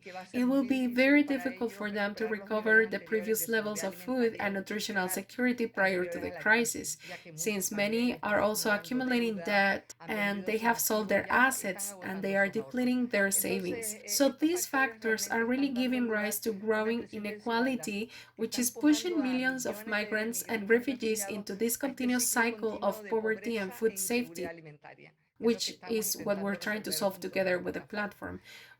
We know that a large part of this population works on an informal economy that has actually been really affected by the COVID-19 crisis, and also that they continue to encounter barriers when it comes to accessing work or social safety nets within the countries that host them because they frequently are irregular. And everything translates into an increasing inability of populations to meet essential needs that are basically food. And I love hearing how we are today, seeing that more governments are establishing social safety nets and expanding them to migrants and other persons of concern. Our goal as food security sector on this platform is to serve, as I said, 2.1 million people by 2022, of which approximately 90% are in Colombia, Peru, and Ecuador. And this figure, as Andrea mentioned before, not only includes migrants but also the vulnerable host population, which has also been truly affected by the crisis triggered by the pandemic. It also considers people in transit who are on the move and also pendular groups. And really what is the most important is that we could have an integral approach, a work approach on food security and comprehensive livelihoods. And for this, we are going to need approximately $283 million, but we're trying to do as much as possible with delivery of cash and coupons, which is a modality that is prioritized because this gives people the opportunity to choose what they need to eat and what they can buy. And also, basically, sometimes we have to give food kits in areas where there is no market or very far away areas where there are people in transit or hot meals in community kitchens. We also have interventions on nutrition and livelihoods. I think that to finish, just to tell you that the intervention is increasingly oriented into activities that are designed to improve the livelihood opportunities and economic integration, which has been talked about by all of you. It is essential and we have to work much more in the medium and long term on it from the perspective of food security. And well, we're trying to make sure that there are many more activities and promotional efforts, work related to food security issues, and that we need to continue the high levels of coordination with the platform that provides us with the sectors both humanitarian and development, as well as with the governments of the region. Just to finish, the other day when I was in Bogota, I met Mirel. Mirel is a cardboard picker, and she is a migrant who collects cardboard and spends her days from 7 a.m. to 8 p.m. at night collecting cardboard from the streets. And well, she's really delighted that now she could register and she could receive not only a social transfer, but also she could receive studies that would allow her to improve her life. And really, those are the types of people who we're working with, not only so that they can eat every day, but that they can have greater sustainability in their living standards and can progress. Thanks, Jose. I leave it there. Thank you very much, Lola. It is good that you also brought this testimony that effectively reflects the level of needs that the population has at this time. Now, I would like to complement this precisely with other very prominent partners of the regional platform. And who better than Victoria Ward, who is the regional coordinator of Save the Children, and who has had a very important role, not only in coordinating the programs of Save the Children, but also in terms of coordination of civil society in the region, in the response. In that sense, she is a representative of the LAC-RMD coalition by the acronym Refugees, Migrants, and Displaced Persons. Victoria, it is a pleasure to have you here, and we are listening so you can convey the message to us, not only from Save the Children, but also for the dozens of civil society organizations that are participating in this. Welcome, Victoria. Well, thank you very much, Jose. And for me, it is a great pleasure to speak on behalf of Save the Children and the 24 international organizations that make up the LACRMD, together with our strategic partners, including civil organizations in the major recipient countries of the Venezuelan population. We value the open reflection today among our organizations on the occasion of the launch of the Rmrp carried out for and with Venezuelan migrants and refugees. COVID-19, climate change, and armed conflict have increased the risk that these populations face. As we know, our region has been the most affected in the world, with 19% of all global cases of COVID-19 and a third of all deaths worldwide. Children and adolescents are among the most vulnerable groups and constitute an increasing proportion of the migratory flow. We are pleased with the visibility of the education sector in this Rmrp. The education crisis in our region is generalized for all children, with 85 million outside the school environment. This tragedy affects Venezuelan children even more. It is estimated that 50% of migrant children in the main receiving countries, Ecuador, Colombia, and Peru, are not enrolled in school yet, and in several other countries, there is no possibility of enrolling.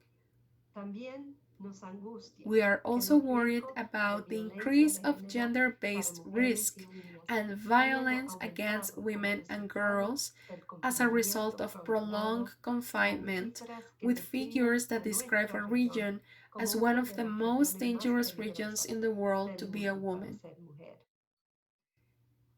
In addition to the pandemic, a learning crisis, and a notable increase in violence, our region also faces food insecurity, with 266.700 billion affected, the steepest increase in the world, 9% between 2019 and 2020.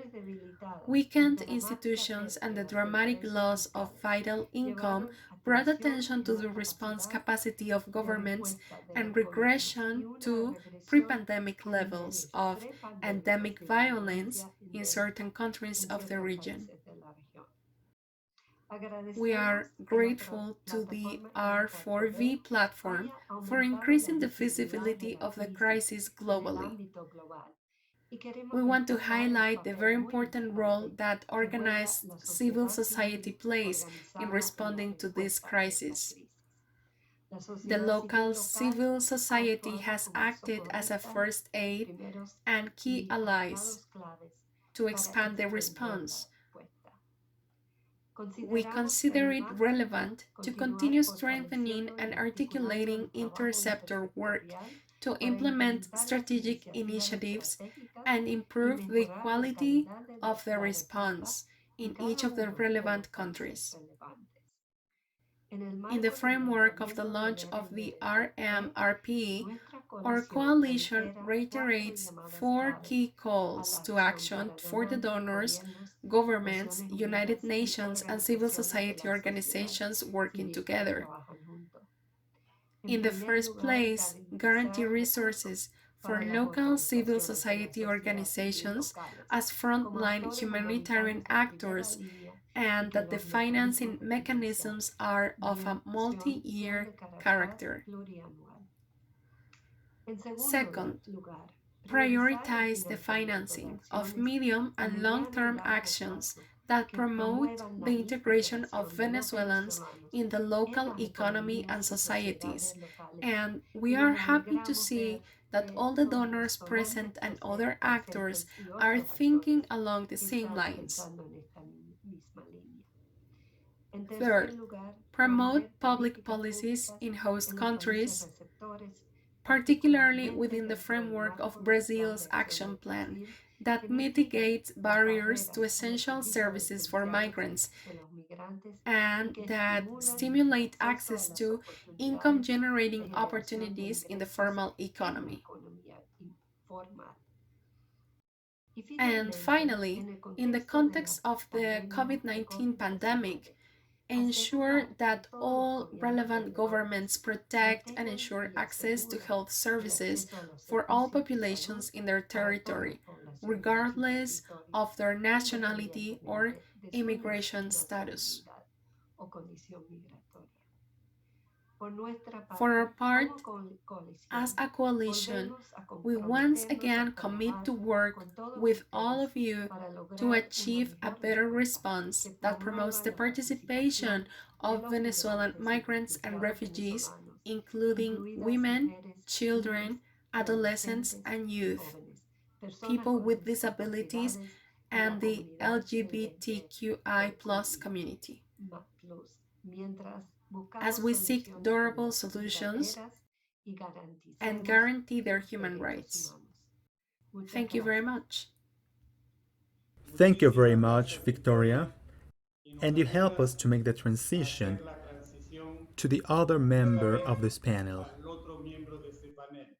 You said, a response for and with the Venezuelan population. In that sense, we have the great pleasure to have Juan Carlos Viloria. He is precisely the coordinator of the Coalition for Venezuela, which brings together more than 60 associations and organizations of the Venezuelan diaspora. And this year, with an even greater participation in the operational response and particularly in the Rmrp 2022. Without further ado, it is a pleasure to have you with us, Juan Carlos. Many thanks, José Samaniego, Director for the Americas of the United Nations High Commissioner for Refugees, as well as to his colleague Diego Beltrán, Special Envoy of the General Director of the International Organization for Migration. Allow me to extend from the Board of Directors of the Coalition for Venezuela and all the member organizations greetings to Mr. Eduardo Stein, Joint UNHCR IOM Special Representative for UN Agency for Refugees and the International Organization for Migration to the response for situation of Venezuelans in the Americas, as well as all the people and government officials who are part of donor countries, host countries, cooperation agencies, multilateral organizations, international organizations, national organizations, academia, the private sector, and of course our colleagues from civil society organizations. From the Coalition for Venezuela, which currently brings together more than 80 organizations in more than 20 countries, not only in the Americas but now also Europe, we are proud to be part of this great team that is part of the response to the first migrant and refugee crisis in the Americas, and the second largest crisis in the world. Today, Venezuelans are not only the most affected by the crisis, we are also part of the answer.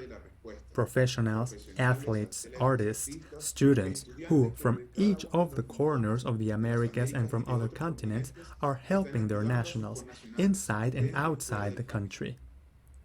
Today, our grassroots organizations not only leverage change and progress for our migrant and refugee communities, but also host communities. And that has been more than demonstrated just in this year of a pandemic that has united us in solidarity with each other.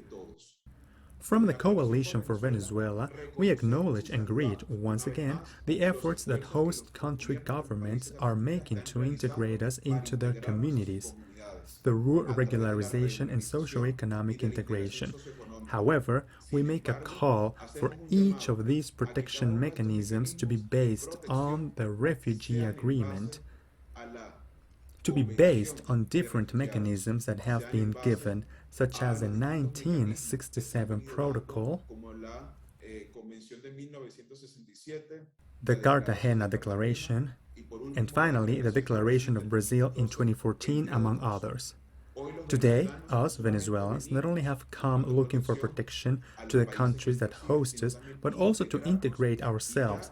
And since many of these people even have two nationalities, we want to contribute much more quickly to each of our communities in their progress and growth. This is how we recognize the efforts, as already mentioned, by countries that ensure integration and regularization without neglecting the particularities of people requiring special protection due to their condition. We, too, from the Coalition for Venezuela, work on the ground with Venezuelans and with the communities, bringing each of the institutional offers closer together, and hence our call from the board of directors of the coalition and of each of our member organizations to work as a team. Local governments, national governments, donor governments, cooperation agencies, international organizations, the local community, and of course our diaspora organizations to contribute to bringing together the offers that states and governments have made for this response. Greater access to health, education, work, housing, as well as other rights will ensure the progress and growth of each of our communities to move forward in activating our society in the face of the challenges.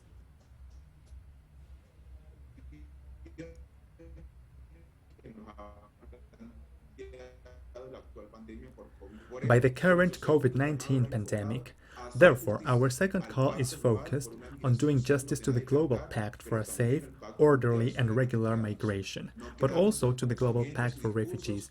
We do not stay with pronouncements and speeches on the inclusion of civil society, but demonstrate within actions how each of these sectors of society work jointly for better and greater solutions for our daily challenges. This is how I want to highlight the work that the R4V platform has been organizing in recent years, and that today is reflected in the greater inclusion of organizations from the Venezuelan diaspora in the response. As already mentioned by other panelists, we highlight the community, the diversity, but also the openness that this platform has had with all the actors involved in the response, and the efforts that we have been making as a team day after day to ensure that our response is coordinated and integrated. The Quito process has been a mechanism that brings countries, governments, and us from civil society for the first time. We have also participated in this mechanism, and we have made it known which are the key points so that each of their decisions can be given in the best of cases, so that each of our nationals can mobilize and communicate with their family members throughout the region. It is a priority for us to promote and defend human rights, cultural, social, and democratic values, and that is why Coalition for Venezuela today provides that space for dialogue with governments, with cooperation agencies, with the other parts of the society, and with the same civil society that makes up each of our efforts. I want to highlight from this space the tireless work of each of our Venezuelan colleagues, but also nationals of each of the corners that joined this great volunteer for Venezuela and for Venezuelans ads. Today, Venezuelans couldn't feel more distressed by the situations our country is going through, nor more proud for each of those steps that our brothers are taking to get ahead. We recognize the resilience not only of each of our nationals, but also of our governments that despite their historical needs are supporting this plan. They are supporting the decisions and contributions of donor countries and the international community. We encourage that the contributions of Canada, the United States, the European community, and Asian countries continue to increase and contribute to the socio-economic integration that each of our Venezuelan brothers requires today. That more mechanisms of validation and homologation of titles can be more flexible to be able to attend to the particular needs of each of our Venezuelan brothers has presented and be able to make available their great qualification in each of their professional titles that they held and that can serve in each of the host countries. I want to conclude by making a call to make each of our channels available from our Coalition for Venezuela to work on the ground with our Venezuelan brothers and host communities to ensure that the response we are giving today is much more optimized. And of course, take advantage of each of the specific needs which we have been reflecting in each of these spaces. Thank you very much, Jose and Diego, for this space that today you offer us, and to all the partners of the platform, we offer our total willingness to continue working as a team. Thanks so much, Juan Carlos. We will abuse a bit of our panel members' time because there has been a great interest just in this panel to listen. What is the perspective from the different partners in this regional response? We have several questions, but we have tried to categorize them in order to complement the interventions already held. Therefore, we would like to start with the international cooperation, in this case with Leslie and Andrea. Leslie, Andrea, as you both know, the current situation in Venezuela is competing with several other global crises in Africa, in Asia, and it is also competing, or let's say getting confused, with new population movements that draws attention more and more to government and international cooperation in all directions, quite chaotic movements. So in this sense, what we would like to ask both of you is, from your perspective, what can be done in order to maintain a regional response for the Venezuelan refugee and migrant population within the international cooperation agenda? And second, in a world with limited resources, particularly during this socio-economic recovery phase, it's very likely that priorities lie within the national framework. So, what can we do to strengthen and increase resource mobilization? Not only within the humanitarian field, but also within the development framework. We could start with Leslie and follow with Andrea. Thank you. Thank you. Those are good and hard questions, and 100% agree that as there are more and more protracted crises around the world and resources are not growing at the same rate, it becomes harder and harder. And so I think events like this are critical to keeping attention on the Venezuela crisis. I'm also thinking about our donor countries visiting to the region to see what's going on in the host communities and how well the resources are being used by the Rmrp partners. And taking advantage of any other opportunities we have to keep attention on the crisis in both the media and in our other interventions and other multilateral fora, to continue to mention Venezuela as an example of something we're all working on and prioritizing and concerned about. I think the biggest challenge is, again, the fact that we all have limited resources globally, and the number of needs continue to grow. So I think is demonstrated here really the importance of including the multilateral banks, private sector, civil society, and how we can sort of broaden the base of those who are helping to respond to the crisis. And to demonstrate that there's all these different sources contributing, and that it's not just it's not just the host countries doing it by themselves or the donor countries trying to come in and help, but all of the tools across the world working together. And again, I think in a protracted crisis like this, again, integrating the development and humanitarian nexus becomes even more critical. And we see that in the great work that the banks are doing, and making sure we can help the host communities build the strength of the communities and the host countries as the population of Venezuelans in these countries increase, so that they can contribute better and have better access to services and integrate into the communities. Thank you. Thank you very much, Leslie. So clear. Andrea, thank you very much also for your reflections on the topic. Hello, can you hear me? Perfectly, Andrea. I had a little technical issue. Well, thank you for a very pertinent question, and I think I might repeat a little bit of what Leslie said, because I fully agree with what she said. You are actually touching on a very sore point for any committed humanitarian donor, which is how do you handle the increase of needs, with the increase of funding, but with an increase of funding with it not sufficient. And actually, this is a key concern for the European Union, and this is why yesterday, actually, we hosted in the Brussels launch of the Global Humanitarian Needs Overview. The topic was indeed about enlarging the donor base and trying to find ways in which this increasing gap between needs and resources can be narrowed. And a few points where interesting proposals were made at this meeting.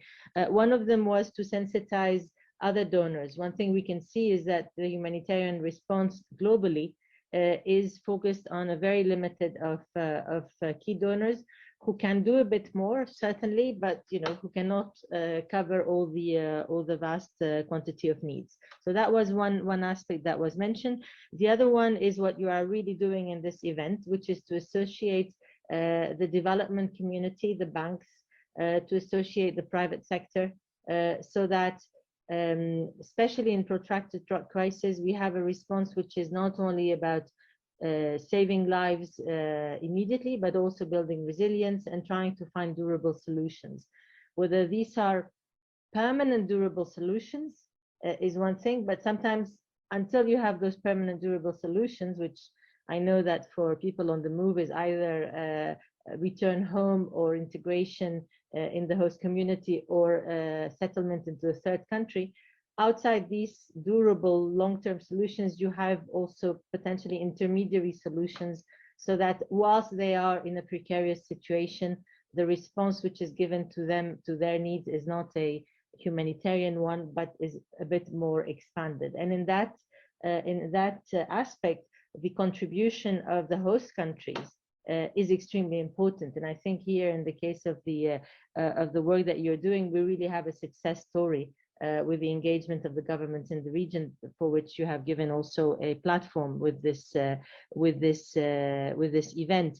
The third thing that was mentioned, which I think would be applicable also perhaps to a context like Venezuela, is to try to harness and support the role of the diaspora in terms of providing support. Now, of course, in the case of Venezuela, everybody who's out of the country is part of the diaspora. So I'm not referring to their support back home, but support between different parts of the community who are staying or overseas. And there may be things that can be done more from the development angle to facilitate that process.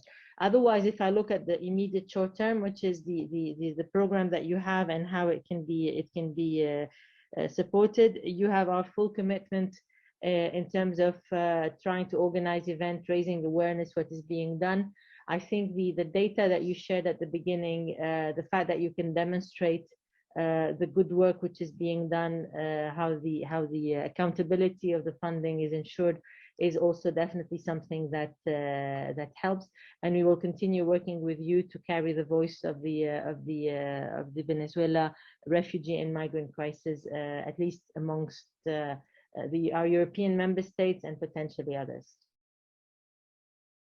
Over to you. Thank you very much, Andrea. I believe that we all agree on this need for visibility, but also visibility with results, with solid data, showing both the needs and the impact. We also agree with Leslie and Andrea, the need to broaden the donor base and an increasingly active involvement of the banks. That can only be effective with a strengthening of the response from the governments and, in general, from the receiving states. In that sense, perhaps, as an additional point, it would be important to continue with the tradition that began in the European Union, which Spain joined and Canada followed, precisely to have donor conferences that facilitate increased visibility of crises, as well as having clear commitments to support not only the regional platform through the Rmrp, but also the countries involved in the Quito process. The next question we would like to ask Lola and Victoria. Much is said about the humanitarian development nexus. I think that in all programs, milk no, it should be a phrase that always appears in the introduction. In that sense, we are in a critical phase, as we talked about, of the regional response. In a different crisis, we have clearer phases of the emergency response towards increasingly solid integration measures. But the pandemic really made us change plans and created difficulties at the level of needs. What we would like to hear, first from Lola and then from Victoria, from the perspective of WFP and Save the Children, you have very broad and generous humanitarian activities that reach a lot of people. But what we would like to hear from the perspective of the two organizations is how to ensure that these humanitarian activities fit into a medium and long-term perspective. Victoria, I don't know if you would like to start. You can start, Lola, if you want. Okay, very good. Thanks, Jose. A complicated question. I am sure that Victoria will have pretty good information. I am only going to say the following. As a food security sector on the platform, we are in fact making this nexus because we're not only distributing hot food in the dining rooms or food for those who are in transit or the intermittent, or also giving distributions in kind for the residents. But we're also working with governments and other stakeholders to ensure that records are right. And also that the information on people's vulnerability is right. And with this supporting, just like Colombia, with the transition to social protection networks. And this is really the nexus, that is, to integrate them into processes that already exist in the countries that provide sustainability to these people. At the same time, as I mentioned in my travels in several of the countries, I have seen how these social protection networks and this registry not only allows people to really have a transfer where they can eat or access their health needs or housing needs, which seems to be one of the biggest needs, or education for children. but it also allows them to access special technical education and allows them to access other platforms so that they can actually insert themselves into society and make a more adequate economically and socially integration. So I see this nexus that is already happening in the food security sector because we work on food security through wire transfer or bonds, which allows us to have better information to work with along the donors. So I leave it there, and I believe that there is a clear openness on the part of many of the governments, and we have to keep moving forward in this line to advance with the nexus for these vulnerable populations. Thank you. Thank you very much, Lola. Victoria?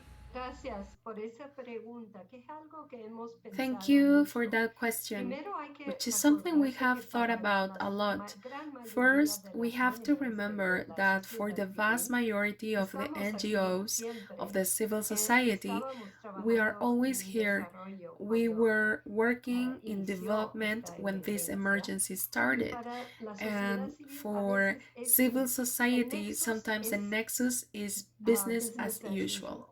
Es parte del It quehacer is de part of la the sociedad work of civil. civil Yo society. estoy en Perú I actualmente am in visitando Peru at the proyectos moment, con los visiting venezolanos. projects with Lo the estamos Venezuelans. haciendo con We las are implementing municipalidades it with the locales, local con municipalities, toda with la all the infraestructura infrastructure of the del local gobierno local, government, working dando, with trabajando con teachers, working maestras, with trabajando con professors, profesores, working with trabajando the con la institutionalism of the institucionalidad del country propio itself país in order con to do fines this. de hacer esto. El día de ayer estuvimos Yesterday, con we worked with a con una couple of pareja de small pequeños entrepreneurs emprendedores wherein donde estamos we're usando using these protocolos transfer de vouchers, transparencia, but at the pero al same mismo time tiempo helping them ayudándoles to en create their crear su business plan de plans negocio para to make hacer their small su business, pequeño in this case, negocio. Esta es their una reparación bicycle repair, de bicicletas, pero hay but muchos más. there are many Estamos more wherein ayudando en we are parte con helping. capital semilla In para la part with inserción seed capital for económica. Y yo economic creo que insertion, and todos los I miembros think all the members of the group del of grupo de la coalition, coalición, many hay of us muchos are que ready estamos preparados y and ya empezando a trabajar already starting esto to de la work on the integración integration de of Venezuelans venezolanos into their dentro de sus societies. sociedades. Así que sí So, es algo yes, que it is estamos muy something that we felices are que happy about, that la the cooperación international internacional, los donantes, cooperation, the están donors pensando are en thinking esta along línea this line, que va a that ser is tan going to be so importante para el important for the futuro y future para el futuro and de for la the future niñez of Venezuelan venezolana children as también, well, que están en estos who momentos children who fuera are de at this moment out of the del school ambiente escolar, environment. donde tenemos And que hacer we todo lo have to do our máximo maximum para to ensure asegurar that que they can puedan study, estudiar, porque eso va a ser eso es because largo that is plazo. going to be El in the hecho long term. de The que fact hay that there are so many children um, and adolescents out of school tantos in the niños, region, niñas y adolescentes it is fuera going to de have impact for en la decades. región va a tener impactos por décadas y estamos preparados We are desde la prepared for sociedad the civil civil society para to ayudar help in these efforts, estos, together with all of en you. estos esfuerzos junto con todos ustedes. Thank you very much, Lola and Victoria. Indeed, one of the challenges is for the walkers to no longer have to walk, and that in some way, stability becomes an option for everyone, and that people can have an identity and a future in the community that receives them. It seems to me that the conclusion that you are giving is the right one, and we should include it in our whole approach. Well, we should not lose the vision of the fact that the aid is not only for the refugees and migrants, but it always has to have a component of support to and inclusion in the host communities and the state's capacity. Juan Carlos, you won't escape the question. Where are you? There you are. Juan Carlos, look, I think the role of the diaspora and the associations is evident in the design and implementation of the response. I also think we are aware that probably one of the biggest challenges is fatigue. It is 3-4 years and the flow continues. The states are no longer able to cope in their current capacity. Even civil society is distracted by other issues. On a daily basis, there are unacceptable reactions of discrimination and xenophobia. And there is a question, Juan Carlos, for you and the role that you have as associations of the Venezuelan diaspora abroad. So tell us, how do you see the role you have in terms of information shared with the population? First. Second, inclusion in host communities. And third, the incidency of public policies. All of this from the perspective of Coalition for Venezuela. Thank you, Jose. This is a complicated question due to this whole situation that we are going through on a daily basis. As long as we do not solve the structural causes that generate the departure of millions of our Venezuelan people, we will continue to see more people leaving the country, with increasing protection needs in the countries that host them. So, that is why we, at the Coalition for Venezuela, continue working to promote and defend the rights of our Venezuelan people in and out of the country. In order to enhance communication, which is one of the most important aspects of this response, along with regularization, integration, and reunification, we have been working with cooperation organizations and governments so that all the important information that is generated day by day about how to access health, education, work, housing services, among others, can reach the communities, the grassroots officials, the people who are also part of our society and who are the ones who host us. Nowadays, we have seen how, due to misinformation and even ignorance in some cases, people do not know how to access their rights, and therefore they cannot exercise their rights. That is why it is very important that today's civil society organizations use social networks like Twitter, Facebook, Instagram, as well as YouTube channels and other networks, but face-to-face is the most important element of closeness that the Coalition for Venezuela has today, since it is the Venezuelans themselves and the host communities that make up our organizations and allow us to provide this information that comes from the governments and the cooperation organizations, so that people know what kind of services are offered by the host countries to donor countries, and the organizations that are part of the solutions have to contribute to the improvement of their quality of life. For this reason, from the Coalition, we have always sought that each of these elements are given in simple, clear, and precise language, and that each of our communication channels multiply and integrate with each other, so that our Venezuelan people may have a reference, which is what they always ask us for, to whom to go when they are faced with a case or with a need. That is why every day we receive hundreds and thousands of messages that sometimes it is humanly impossible for us to answer due to our personal and professional activities, but those that involve us in this great volunteering. We are fully willing to answer each and every one of those queries, questions, and suggestions made to us to the extent of our responsibilities. On the other hand, the role of our organization regarding public policies, as I already mentioned, not only is a global agreement for a regular, orderly, and safe migration. It is an important element to take into account, and also the global agreement on refugees. And each one of the development plans, each of the migration policy laws that countries have approved, and those that are under discussion to be approved.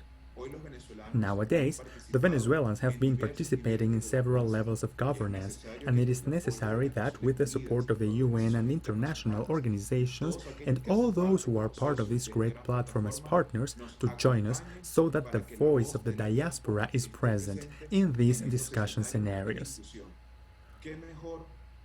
What would be better than to listen to the proposals, challenges, and difficulties from the voice of the main affected population, Venezuelans, so that we can create together those solutions? And we can carry out as a community the initiatives that we live and feel on a daily basis. In this way, we can optimize, and it answers a little to the question you asked at the beginning about how to improve the mobilization resources. If we make the migrant population visible in scenarios such as Brussels and Geneva, where decisions are made, like in Washington and New York, and we use that platform to bring the practices used by other migrant and refugee communities, such as Syria, Afghanistan, South Sudan, and others, we can learn from them and also make our situation visible and tell them here we are to work as a team and to influence the government that hosts us and that supports us, which are our proposals to progress. Today, Venezuelans have demonstrated in Colombia, Ecuador, Peru, the Dominican Republic, the Southern Cone, North America, among other countries and continents, how we have improved the aspects to regularize, to homologate, to validate titles, but as well as to integrate ourselves socio-economically into the productive life of each of our host countries. That is why we, from the Coalition for Venezuela, keep on moving forward, not only to create that incidence, but also to exchange good practices, so that, for instance, what we see in the Dominican Republic with our members working over the standardization counter can also be replicated in countries like Colombia, Peru, Chile, and other countries, so that people can bring each of these institutional offerings closer to their community. The information is much more reliable when Venezuelans ask one another about their situation, when that trust is built, and we from the Coalition for Venezuela have worried and dealt with it, so that each of our nationals may regain that trust in institutions and may approach them when in need, may know what the institutions are for and the benefits. We have been helping and contributing to the Sustainable Development Goals by fortifying democracies, not only those of our hosting communities and countries, but also trying to create that positive citizenship, that positive migration that will make us all move forward. There are multiple challenges involved in implementing these needs. That is why we, from the civil society, advocate so that each of our base organizations' initiatives can be funded and supported by the great platform associates, such as the United Nations and international organizations, so our leaders can continue their daily tasks. And for the volunteers and coordination teams, each of them has to continue their daily activities. And of course, we are, as we have mentioned, always willing to guide each one of these communication channels along with outcomes produced by the RV4 platform to disseminate to the community. Many are the needs we have identified, not only in those sectors detected by the platform, but also in countries the platform cannot reach.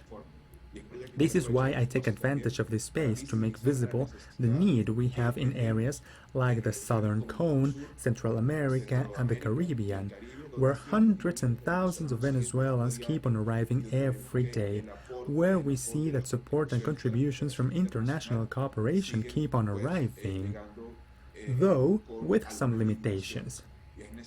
It is necessary that we not only reinforce the area's support and subsidy, but also the communication with host countries and governments to continue to strengthen, and so responses to these situations can be as solid as possible. We must meet each of the needs regarding communication and advocacy to improve public policies, and finally fund them so they can become a reality. Over to you. Thank you so much, Juan Carlos. I think it's clear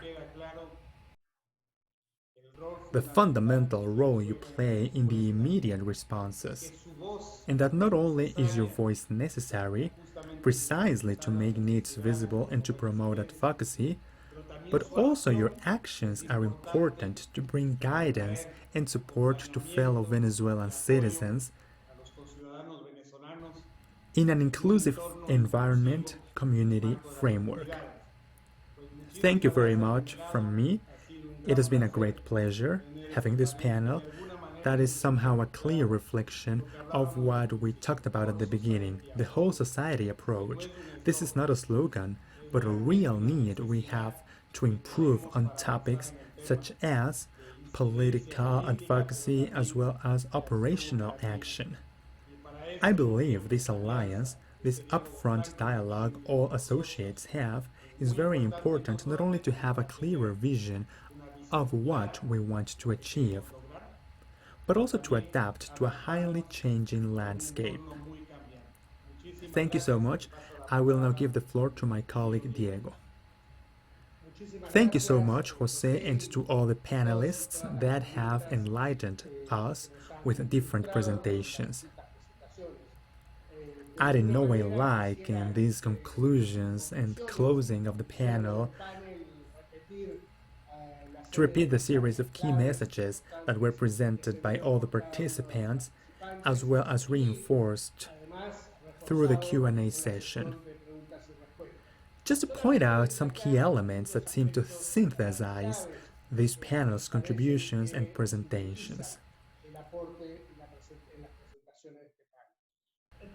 First of all, highlight the presentations, synergy and complementarity, as well as the actions of organizations that attended this panel. These synergies and complementarity that are imprinted in the daily work that is always done in the framework of the platform. Certainly, great support and participation from donors, both the United States and the European Union,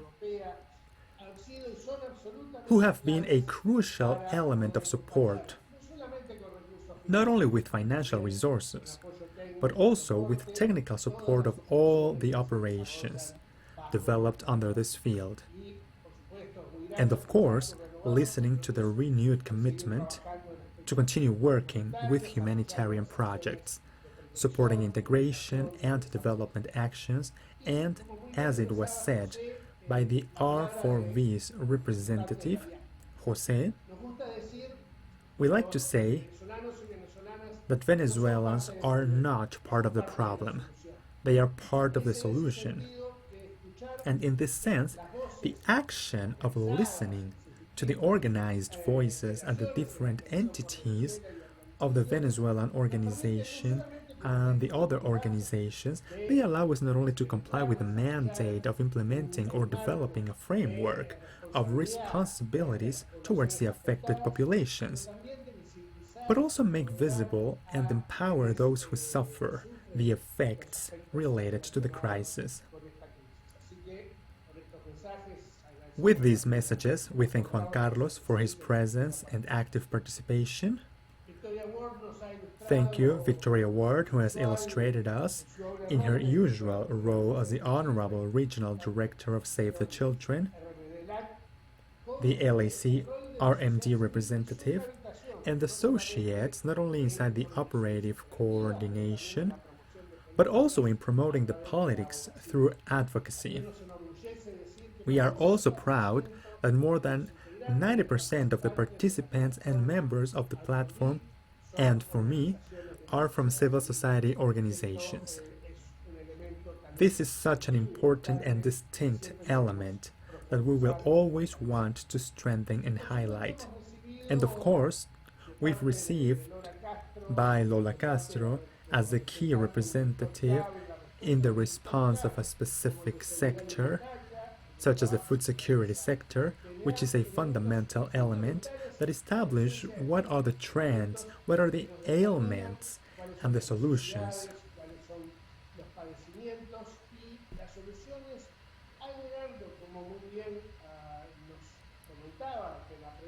As it was discussed in Jose's question regarding the connections to be made and actions to be undertaken.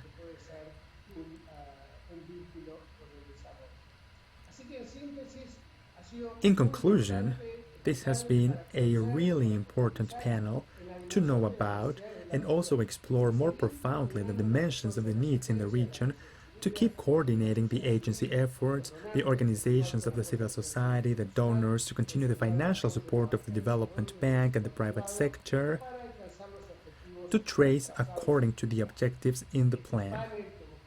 This panel, as part of the other segments that have been launched, means that without a doubt, a point of consolidation of the great work made by the almost 200 members, the coordination, needs identification, entities, but it also means the start of the effective implementation of the protection efforts, regularization, and integration of the Venezuelan population. I would like to express, as we approach the end of today's event, we will have the opportunity to listen to new testimonies from the refugees and migrants of Venezuela. In this case, we will hear about their plans and expectations with a perspective looking into the future.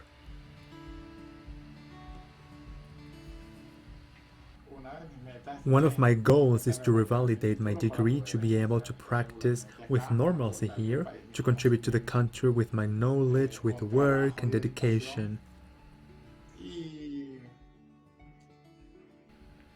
One of my obstacles would be to have entered by improper means. It's one of my major obstacles today to be able to regularize my situation and practice my profession. For our children, get them to graduate, to finish their studies. Thank God, here there is a chance to have public education. Universities are also public. I want to have a home. I want to be closer to my family. I want to grow professionally. To establish a trading store of several articles. That's what we are working on. With this nationalization process, they are giving us the opportunity to have a legal status in the country. We are thankful for the attention we are getting. To have any kind of job and work constantly. I like doing my eyebrows, my eyelashes, things like that. I like to style hair, I like to earn my own things because I was taught to get my own things, not to take away or steal from anyone. Don't take away or steal from anyone. Because I was taught to be a good and respectful person. How to promote this little course we have organized, how to undertake the business and work plan here in Brazil, about our work, our culture, dance, singing, and our handcraft work. My goals are being able to practice my profession. I have a degree in business administration, but I haven't been able to practice in the country for not having the proper documents. I was a paramedic. I had a black belt in martial arts. I was a martial arts instructor and also administrative assistant. And here, well, we have nothing more other than what God sends us day by day. Thanks to the country and the team to which I belong, that gave me the joy of achieving my goal, which is working with a professional baseball team. My goal for the future is to be able to grow in the organization and improve day by day. My wish is to finish my studies, to make a career and be someone in life, to be able to help other people. My hope is to become a great psychologist and be able to help others. We have heard powerful words which show us, talk to us about resilience, but also, as we were mentioning, of future plans. We hope to be able to continue accompanying in each of these cases with perspectives of protection, regularization, and integration, as we were mentioning. To wrap things up, I would like to give the floor to the UNHCR IOM Joint Special Representative, Dr. Eduardo Stein, for him to share with us a final thought. Over to you, Eduardo. Thank you, Diego, and thank you very much, Jose. I do not have really anything to add to the excellent summaries made by Jose and Diego. Except that we have reached the end of this event with great repeated gratefulness to all participants for generating such a valuable space for exchange. Of course, we invite you to visit the r4v.info website and to access all the information about the 2022 Rmrp. And I would dare to add a very brief reflection with strategic character, along with such concrete results from the coordination platform, which has facilitated the unwavering labor of organizing information content of verified and publicly provable information to maintain such a wide space for exchange, as all today's participants have mentioned. Here we are witnessing in practice as well, along with the concrete and direct support to the moving Venezuelan population, the rise of a scheme that overcomes the problems of so much polarization in Latin America, as we were reminded by Victoria, and which is sketching a new series of pathways for us to understand each other regionally. Several times in face of the crisis, it has been said that Latin America shall not be the same after this immense exodus, the greatest one in our history. But here we are, seeing in practicality the construction of relationship schemes, which not only produce concrete results for people in need in the host communities and in crossroads, but are elaborating ways of understanding each other at a hemispheric level that has practically transformed our reality amongst all those setbacks and conflicts which we are experiencing today. And in this sense, I have no more words than to congratulate again an affectionate hug to all participants that are out there, giving a lesson not only hemispheric but international as to how to work positively from such a big crisis. With special thanks to our colleagues from UNICEF, we give way to the cultural closing event. Thank you very much. Thank you very much, Eduardo, for your words, your final insight. A greeting and thanks to all the panelists in this segment. Thank you very much. Thank you very much. Yo, desde Acana, Colombia, Venezuela, Aguara, mucho pero. Yo, desde Acana, Colombia, Venezuela, Aguara, mucho pero.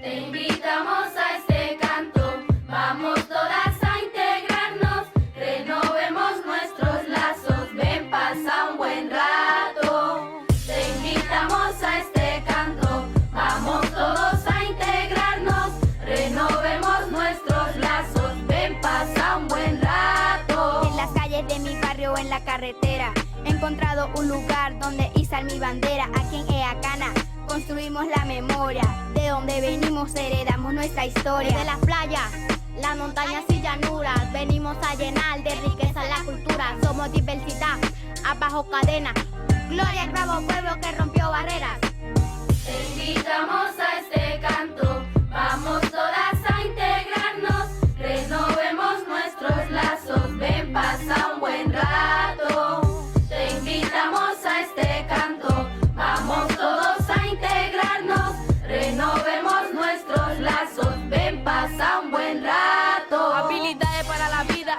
me enseñaron. Respetar para ser respetado, eso me inculcaron. Ponerme en los zapatos del otro y sentir lo mismo. Si puedo comprenderlo, todo será distinto. Intentar abrir mi mente ante cualquier adversidad, tener buena actitud y nunca mirar atrás. Seguir adelante, todo tiene solución, pero la violencia nunca será una opción. Voces que sueñan al cantar, unen sus pasos al caminar, abren sus alas para volar. Territorio de paz, voces que sueñan al cantar, unen sus pasos al caminar, abren sus alas para volar. Territorios de paz.